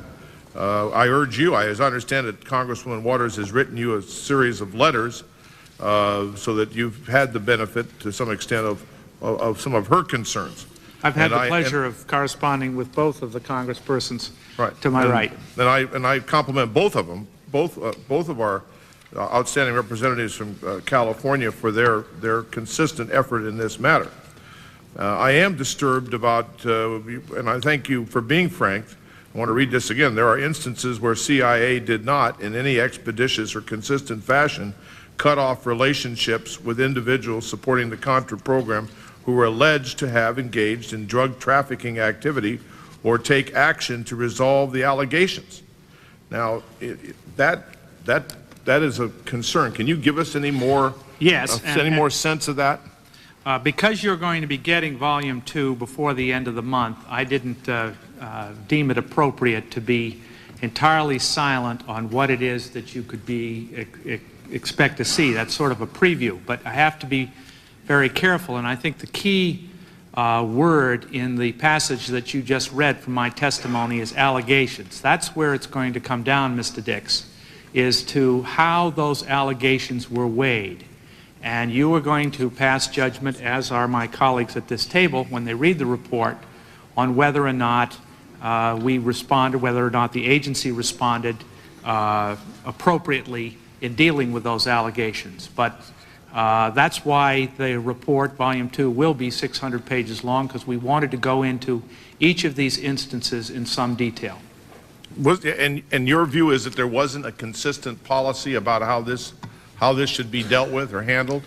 Well, I think the 86 prohibition against dealing with any individuals, that is, making money available to any individuals who were involved in drug trafficking, as I say, was uppermost in the minds of the managers and the correspondents in headquarters dealing with these situations. But the point is, they were also involved in a major effort, as you recall, to keep the Contra movement going. Right. And what you will be seeing is a situation where if the allegation was flimsy or fourth and fifth hand, perhaps the pursuit of running that allegation to ground wasn't as expeditious as it might have been. I don't want to soft pedal it, but that seems to be the manner in which these things were treated. Was there an effort to try and interview Oliver North or any of the other principals involved during the Reagan administration in the Iran-Contra affair? We did not seek to interview Oliver North, and we confined our interviews primarily to CIA officials. Let me check with my staff here. Yes, and you must understand, Mr. Dix, that we felt we knew a great deal about what Oliver North's testimony was because we had access to all the records of his testimony before the Iran-Contra. Was he ever questioned on this subject? No, he was not. I would urge that, that it sounds like he'd be one person I think we ought to go interview, or maybe this committee may have to interview him. But because of the incredible lengths he went to fund this operation. Correct. I think it raises a very serious issue. And because of the short time, Mr. Chairman, I will end it there. Thank you for your good work. And I want to thank you for your good service to the CIA and to the country. Thank you, Mr. Dix. Mr. Lewis. Thank you, Mr. Chairman, and my colleagues. I very much appreciate the opportunity to participate in this session today, as I did the first of two hearings in Los Angeles. I want to compliment both my colleagues from Los Angeles, Ms. Millender-McDonald, as well as Maxine Waters, for their effort here. Mr. Hitz, I too appreciate your making the effort to come and be with us today, and want to express our appreciation for your long service to the country. The challenge and the problem that we're faced with here, dealing with drug trafficking in the United States, of course, is of major concern to all of us in the Congress. I want to sign on to the statement of my colleague, Mr. Dixon, that says it is not just a congressional problem, but the nation's problem. For all of our people are impacted by the scourge of drugs in our society. Mr. Hitz, I have a number of questions. I'll summarize them. A number of questions relative to Los Angeles activity, and I'd ask you to respond as best you can at this moment, and you might add to it if you feel it's appropriate.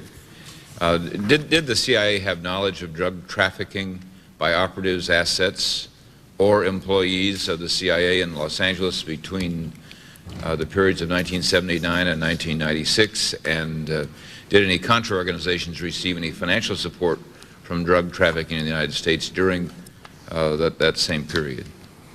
Well, as you know, Mr. Lewis, our report indicates what Blandone and Menezes told us, that they made contributions to Contra support groups of between $3,000 and $40,000 each. With respect to the first part of your question, again, we were concentrating primarily on the San Jose Mercury allegations and the Contra connection. And with respect to that, we did not find any knowledge by CIA of a drug tie to the Contras. Mr. Chairman, if I could do just one additional question and adding to that, and I may supplement this if you would, Mr. The time. What were CIA's legal and regulatory responsibilities from 1979 to 1996 regarding the reporting of potential crimes and the maintenance of relationships with persons suspected of involvement in drug trafficking? And what did the CIA do with information concerning suspected drug trafficking? Well, it was a movable feast, so to speak, for part of the period in which you were speaking. From 76 to 82, it was an issue that was not really addressed. But from 82 to 95, in an agreement, as I understand it, hammered out between Attorney General Smith and the Reagan administration, there was no requirement to report on allegations of drug trafficking with respect to non-employees of the intelligence agencies. And during that period, non-employees did not include agents of CIA, did not include CIA assets. That has been changed. The agreement in 1995, superseding the 82 to 95 period, specifically lists narcotics crimes as reportable, irrespective of whether or not the agency acquires information that they are being carried on by non-employees, namely assets. As a practical matter, and you'll see once again in Volume 2, there are ample instances where we passed word of allegations of drug trafficking to law enforcement during that period. But that definitional situation is the one that I've just described to you. Thank you very much, Mr. Hitz. Mr. Chairman, I'll yield back the balance of my time. We've got a long list of questioners here. I appreciate the time. Thank you, Mr. Dixon. Thank you very much, Mr. Chairman. And Mr. Hitz, I join those who are sorry to see you leave. I understand you're off to Princeton University. But with proper notice, can you remain available for consultation or testimony if we give you enough notice? Of course. And I won't be going anywhere before the 30th of April. Oh, good. In your testimony today and in the Frogman case, which I note you devote a lot of time to, you say that the CIA became involved mistakenly. As I recall, your report indicates that an attorney from the CIA traveled to Northern California and had a conversation with the prosecutor. I believe your testimony today reflects that you could find no written material by the attorney who, in fact, had that engagement with the prosecutor. What we did find, of course, and I believe you're familiar with this, Mr. Dixon, is the write-up that was made by the Office of General Counsel commenting on that particular exchange, that intervention with the assassinations, in fact, doesn't have a recollection of it. Right. And the write-up was not made by the person who was involved? Well, we don't know that. We don't know who it was made by, is that right? Correct. He has no recollection of it. Right. Now, you come to the conclusion that they interceded because of a mistake, and I believe the report indicates it's a mistaken identity of someone that the CIA did have a relationship with. That's correct, Mr. Dixon. One of the signatories, let me back just up a bit, and for you and for others who may not have dug into the detail of this particular part of the report, the CIA did not get involved in the Frogman case until several years after the arrests took place. And it came as a consequence of a cable, State Department cable from Costa Rica, saying that an attorney, a private attorney, and attorneys from the United States Attorney's Office in San Francisco were about to come to Costa Rica to take the deposition of two signatories to a letter which had been directed to, I guess, the U.S. Attorney's Office seeking to reclaim the $36,000 that had been confiscated on Zavala's arrest. And as near as we can tell from the way that matter was reviewed, what the documents show in the Office of General Counsel, the letter came from what appeared to be Contra support groups, or on behalf of Contra support groups, and one of the signatories the agency mistakenly identified as that of an asset. It was a Hispanic name that was remarkably close to the name of an agent that had worked for us. In the event, as you suggest, a case of mistaken identity. The other signatory, Mr. Aviles, was known to us, and though he was not a CIA agent, he was known to hold a position in a Contra support group. So, not having been able to locate the lawyer who was actually involved in this, and therefore not being able to speak to his or her mindset, it appears what they were trying to do was to protect the identity of the Contra support group's connection, and in that way see if they could keep it from being revealed. I guess what I'm asking is that did your investigation make an independent evaluation that this was a mistake, or is this something that the CIA told you? The CIA did not tell us, and in point of fact, we were the ones that discovered that the identity of the agent was mistaken. Just let me focus on one other question, and that in the Frogman case, there's a gentleman named Ivan Gomez, who your report indicates that in fact, I guess was a contract employee of the CIA.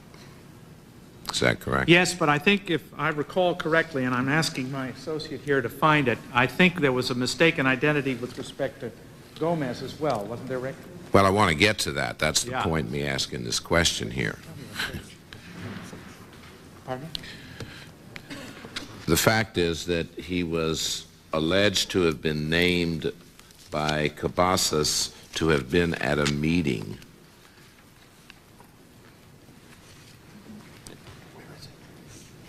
And at least according to the report, you went to great lengths to try to verify this. That you showed Cabasas 16 pictures. Yes. And he failed to identify the gentleman. Well, sometime between the showing of the pictures and the event that alleged to have occurred. But do you have any independent information as to where Mr. Gomez was at the time of this meeting? Excuse me, Mr. Dixon, let me...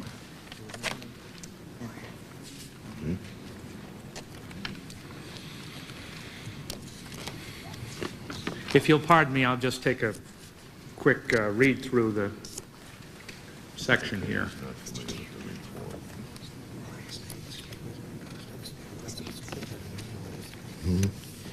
As you recall, Mr. Dixon, in paragraph 233 of the report on page 86, right, we did stipulate that the reason we believed it wasn't the same Ivan Gomez was because he was in the United States and not in Costa Rica during the period when the meeting that Cabezas described allegedly occurred. Okay. Now, I mean, I think the committee will pursue this, but on 85 at 231 and 86 at 234, you say that perhaps these people got this name Ivan Gomez because it had been published in the newspaper. Yes. But it was published in the newspaper after the statement was made, as I recall. Correct? I see. So I don't understand how that supports the fact that they could have picked this up from the newspaper, or are you suggesting that there was some underground conversation before it reached the newspaper? Yes, I'm reminded by my associate here that, in fact, we were told about this in 1997 when we interviewed Cabezas, and that, of course, as you suggest, is not clear from this paragraph. And finally, did you ask Mr. Gomez, Ivan Gomez, if he attended this meeting? Yes, we did. And what was his response? No. Excuse me.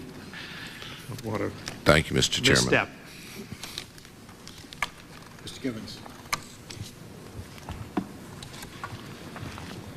Thank you very much, Mr. Chairman. Mr. Hitz. Let me ask a broad general question to begin with. Did your office uncover any information which would have indicated that there was any authorized or unauthorized U.S. government activity which would have facilitated narcotics trafficking in the United States or overseas? No, we did not. We did not encounter any information that would suggest that there was authorized, and the unauthorized, of course, is the trigger there. What we're trying to say here, Mr. Gibbons, is that for the most part we're going on the written record, the documentation we're able to find in our own records, that which we're able to gather from the Kerry Committee files, the Walsh Committee files. Obviously, if it was unauthorized in the purest sense, there wouldn't be a record of it. What we used the documents for also, of course, was to shape the way in which we interrogated the individuals involved. We knew what the record was, so we could ask intelligent questions. That was our methodology. But, and we found no evidence of a scheme to promote the Contra effort by selling drugs by CIA employees. Thank you, Mr. Hitz. Did your investigation uncover any evidence indicating the CIA had a relationship with the Los Angeles County Sheriff Department? Would you pardon me a minute? I want to make sure I'm correct in answering your question. Do you mean, Mr. Gibbons, in connection with the Contras or just generally? Well, what I'm after there is to find out whether the CIA played any pivotal role or any role in a process, whether it's judicial or administrative, in the prosecution of former Los Angeles County Sheriff's officers or deputies on corruption charges. No, we did not. Thank you, Mr. Chairman, and I'll yield back the balance of my time. Thank you, Mr. Gibbons. Ms. Pelosi? Thank you, Mr. Chairman. Again, I want to compliment you for having this open hearing, but I would request that we have another opportunity to question the Inspector General on this report because the room will not be available long enough for all of us to ask even a substantial part of our questions. So, I concur with that, and we will be, I concur with the observation. We will not have a chance to ask all the questions, and Mr. Hitz has agreed to take some in writing, and I know there will be a lot. I have several. I know others will. And I said in my opening remarks that the committee will proceed as the committee deems appropriate, so the options remain. I appreciate that, Mr. Chairman, because I do think that when the committee does its own investigation, the answers to these questions, I think, would be very helpful and indeed might even save time at that point.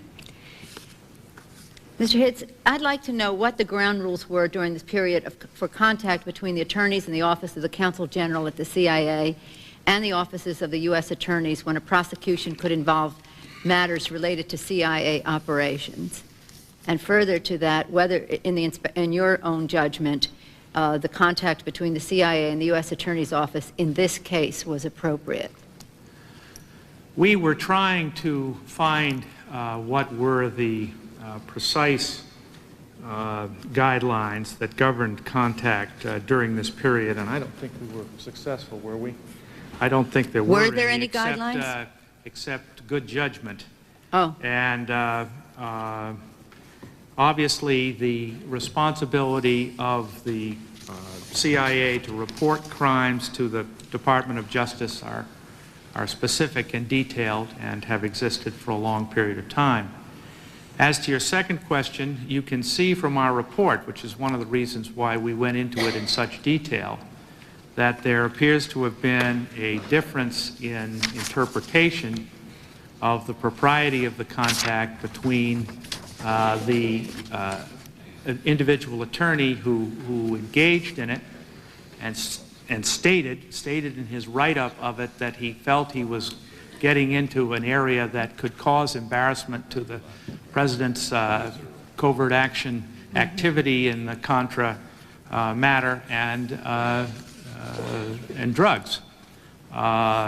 His superior, several months later, writing up a status report on this whole event, felt that he was a calamity howler. I certainly think it would have been the better, more diligent performance of the task if they had avoided the initial mistake, if they had known that the letter writer, the affiant, the person who filled out the affidavit that drew or potentially was going to draw the U.S. attorney to Costa Rica to conduct the deposition was not, in fact, a CIA asset. But in point of fact, a concern about information coming out about a Contra support group appears to have been, as near as one can tell from the written record, an honest mistake. You're very generous, Mr. Inspector General. You made the reference that, of course, the CIA would have to report any potential violations of the law to the Justice Department. I wasn't really concerned about that direction. I was concerned about whether the U.S. Attorney's Office would perhaps not proceed in a manner, for the reason you just said, not to jeopardize activities of the CIA. I'm concerned about the converse of that. I think we're probably splitting it a little too fine there. I can My experience with U.S. attorneys' offices has been, Ms. Pelosi, that if the U.S. attorney felt that he or she had a case in this matter, no intervention from the CIA would have warned them off. They would have gone for it, and appropriately so. I appreciate but in that. this instance, at least what the written record suggests is that they were trying to get some accommodation. The Office of General Counsel was trying to get some accommodation on the issue of information coming out about the Contra support group. We found no evidence that that Contra support group in this context was involved in drug trafficking. Appreciate that. As long as we're drawing fine lines, it was one to interpret from your response to one of the previous questions asked about the contact between the CIA and the Sheriff's Office in Los Angeles County. You said generally or in this case.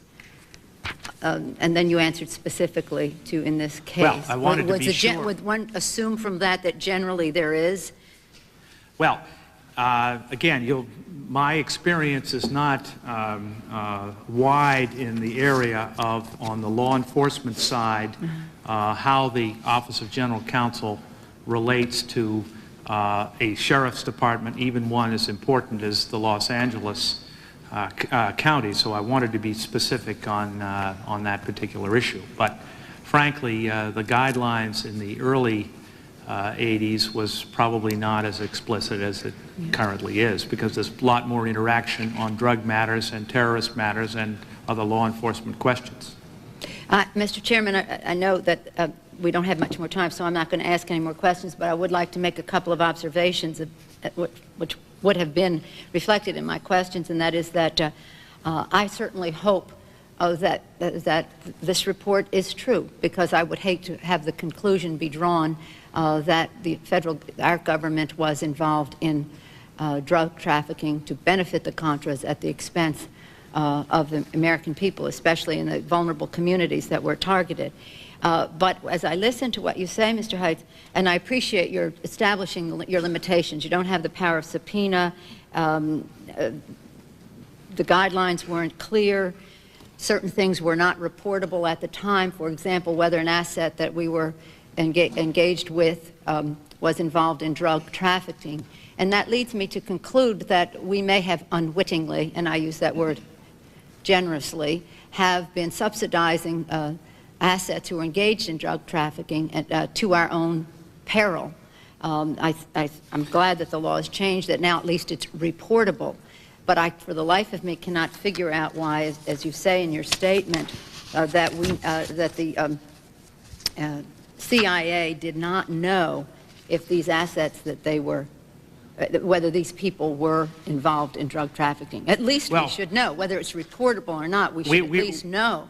We're pretty I mean, we're the CIA. Shouldn't we know? Doesn't the pen say knowledge is our business or something like that? Well, we're pretty categorical, though, Ms. Pelosi, on the issue of Blandone and Menezes and their lack of relationship with CIA, Ricky Ross as well. And you'll just have to be patient with us, because in Volume 2 we'll deal with a greater volume of allegations and get away from those central figures. But I think you can take Volume 1 as pretty categorical on the point of Blandone, Menezes, Ricky Ross, Weekly, and Lister. Yeah. Well, I just think that perhaps in our investigation we can talk to the people you couldn't subpoena. We can figure out why it wasn't worth $35,000 or $36,000 to go to Costa Rica for a deposition, and we can find out if the CIA mistakenly identified somebody, if they had not mistakenly not identified somebody as well. If they can make a mistake in one direction, they might make one in another direction as well. That is not to say that within the limitations that you have in the Inspector General's office, that you haven't made a good effort to make a presentation to us, but I'm afraid it keeps open some questions that I hoped that it would close. But nonetheless, I thank you for your testimony today. Thank you, Mr. Chairman. Thank you, Mr. Skaggs. Thank you, Mr. Chairman. I think it is appropriate to make the observation that this exercise is one that bumps up against the inherent impossibility of proving the negative. that we're trying to establish that something didn't happen, and that is always a ripe field for persons, for whatever reason, who wish to see conspiracy or deception or whatever it may be. So you've got a heavy burden to overcome just in that respect. Most of us are familiar with what inspectors general are all about, but certainly not everybody in the country is, and with the attention to this matter, I thought it would be useful to invite you to explain who you are officially, who you work for, who you report to, who you're accountable to.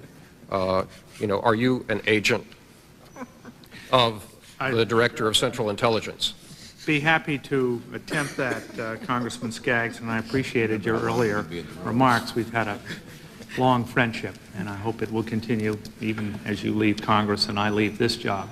I was appointed to this position in 1990 by President Bush. I am the first statutory Inspector General of CIA. This committee played an enormous role in creating the statute that gave rise to the office. I think it's fair to say it flowed out of some of the limitations that the administrative IG was deemed to suffer from that the Iran-Contra affair revealed. We are supposed to be chosen on a nonpartisan basis. We are specifically directed by you to follow the trail wherever it leads. We have independent hiring authority, although we obviously conform to the security rules of the CIA. And I report to the Director of Central Intelligence. I am an executive branch employee, but my reporting does not stop there. This committee benefits from a semi-annual report of our activities that sets forth what inspections, investigations, and audits we've performed over the preceding 6-month period. And we come to this committee on extraordinary occasions, have done it twice, to report significant violations of the rules. Frankly, without your from the legislative branch interest in the work that we do, I am sure we would not be able to get it done. Now, we have authority to compel testimony, not by subpoena, from all current employees of CIA. They are subject to dismissal if they do not answer our questions. And there are no files or other materials that are off limits to our search. The Director of Central Intelligence could stop an audit or investigation on vital national security grounds if he chose to do so, but he would have to set forth his reasons for doing so and inform this committee. And that has not happened on my watch. So I appreciate your question so I can set that forth. The Director of Central Intelligence cannot, or at least in this instance, did not attempt to control your investigation in any way? He did not. The staff of the IG's office that assisted in this investigation, can you give us an idea of the extent to which those individuals are career IG staff as opposed to persons that may go back into the agency after serving a tour with you? We're 90% career cadre in terms of the makeup of our investigative committee, and I suspect the other 10% are going to elect to stick with us as well. The point being that, and one of the things that hasn't been mentioned here, this was a 17-person effort. It took us 18 months.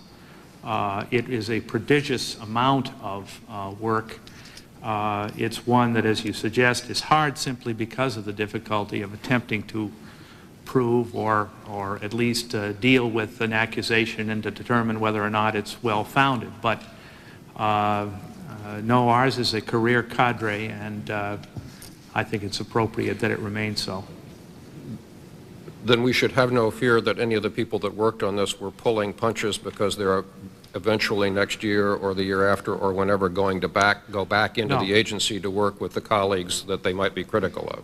Correct, and in most instances in order to pull a punch, they would have to have done it in full view of some of their colleagues on this team, and it wouldn't have washed, and we would have seen it in terms of the sources for the reviews. No, I have no concern at all that punches were pulled here.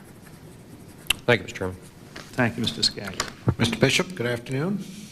Good afternoon, and thank you very much, Mr. Chairman. Let me apologize for my delinquents in getting here. I had a 2-hour mechanical delay with my flight, and I didn't want to rush that.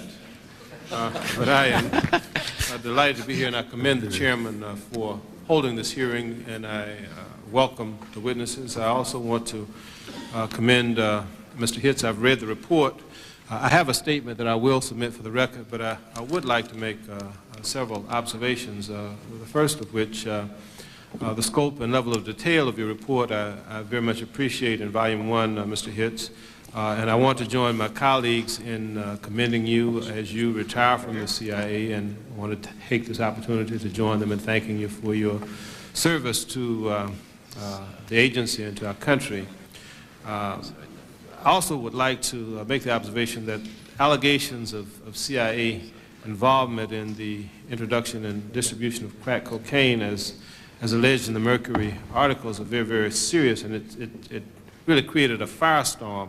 And in minority communities, it immediately generated comparisons to the Tuskegee syphilis study, which, of course, you know, where African Americans were injected with the syphilis germs and were left untreated for purposes of study.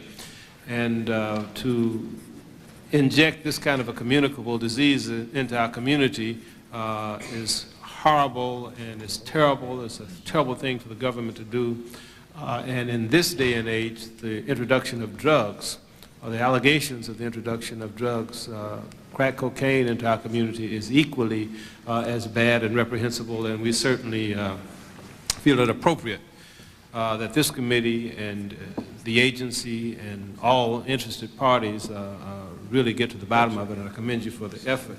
I really want to ask you a couple of questions with regard. I note that the report of the investigation indicates that you reviewed over 250,000 documents, pages of documents, between September of '96 and December of '97. You interviewed over 365 individuals.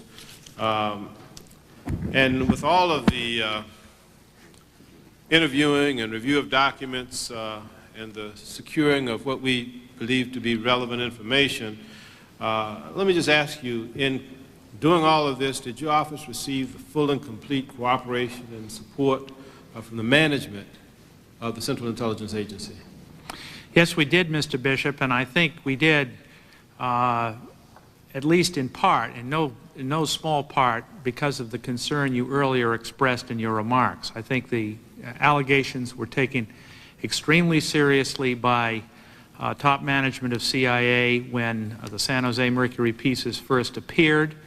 This committee has clearly taken them seriously, and we, putting as many people on the investigation as we have been equally concerned. So my cooperation was full.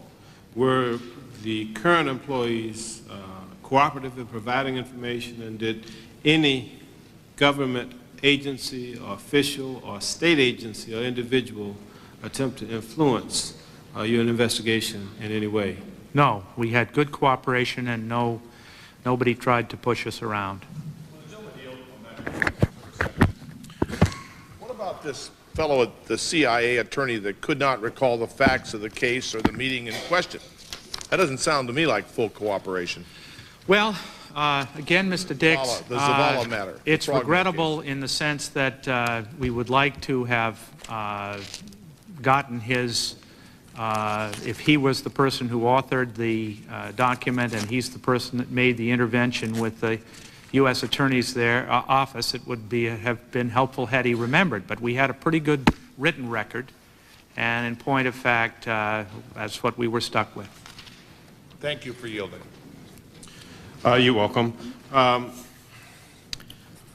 Would you just tell me what were the CIA's legal and regulatory responsibilities from '79 to '96 regarding the reporting of potential crimes and the maintenance of relationships with persons that were suspected in the involvement of drug trafficking in the Los Angeles areas? I think just before you arrived, I spoke to a rather odd history there. In point of fact, the period of 82 to 95 was one in which there was no official requirement to report on allegations of drug trafficking with respect to non-employees of the agency, and they were defined to include agents, assets, non-staff employees. That has since been changed since 95. That having been said, I mean, that was the agreement that was struck between then Attorney General Smith and the agency. There are numerous instances of referral of allegations of criminal activity to law enforcement during that period that in fact turned out to involve assets. I was going to ask also if the CIA intervened, otherwise played a role in any of the investigative or judicial processes involving the prosecution of former Los Angeles County Sheriff's deputies on corruption charges. No, we did not. Did you uncover any evidence concerning agency attempts to recruit Michael Rupert, who was a former L.A. police officer who claims to have knowledge of CIA links to the narcotics trafficking? We found no evidence of such efforts. Has the CIA ever had any relationship with Mr. Rupert? And if so, what was the nature of that relationship? Only, I think, as detailed in the report. None. None.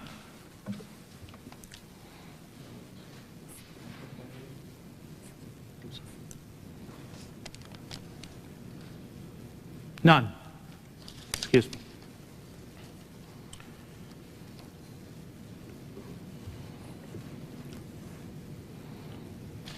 And I assume that you've already covered this, whether or not the CIA had any information concerning the drug trafficking activities in Los Angeles by individuals affiliated with the Contra movement. I assume that you've already covered that. We have, and to repeat it, our concentration in this California story was CIA employee involvement with any assets who were running drugs and the Contras. So we have, as you know, been reported on the statements of both Menezes and Blandone that they made proceeds of their drug operations available between $3,000 and $40,000 to Contra support groups, but there was no CIA involvement in that. Yeah, in the procedures that you outlined, you indicated that there were several people that you did not interview because they declined to give information. Is that? That's correct. Excuse me, yes. And do you believe that the outcome of the investigation would have been different had you been able to have access to them and to that testimony? We do not believe so. We would like to have taken their testimony to be absolutely sure, but we do not believe so. All right. I appreciate the Chair's indication that we would continue this at the committee's pleasure at a later time, and with that I will cease my questioning. And thank you very much, Mr. Hitz. Thank you, Mr. Bishop. Mr. Bishop, thank you. I wanted to yield for a closing comment very briefly to Mr. Dix, but before I did, I wanted to also point out one more time that we are greatly obliged to our colleague and member of this committee, a very senior, valued member of this committee, and a member of Congress who is also senior and valued as well, Mr. Julian Dixon, for the extraordinary amount of work he has done. Not to say that all the other members have not acquitted themselves very honorably and done their homework as well, but Mr. Dixon has been preeminent, and I wanted to thank him publicly for that. And I would yield very briefly to him to respond. Mr. Chairman, but I don't want to leave the impression, I don't think, committee, that the work is over with. I mean, not at all. All right. I was setting you up, actually, for what's coming next. Mr. Dix. I do want to concur in those very fine remarks, Mr. Chairman. Congressman Dixon's done an outstanding job. Going back to the question I asked you about the, your look ahead into the second report. You've indicated that your investigation has found instances where CIA did not expeditiously and consistently cut off relations with individuals supporting the Contras who were alleged to have engaged in drug trafficking. Did any of these allegations involve trafficking in the United States? Yes? Did any of these allegations involve trafficking in California? No. That was covered by Volume 1. Not specifically. Did your investigation attempt to resolve these allegations?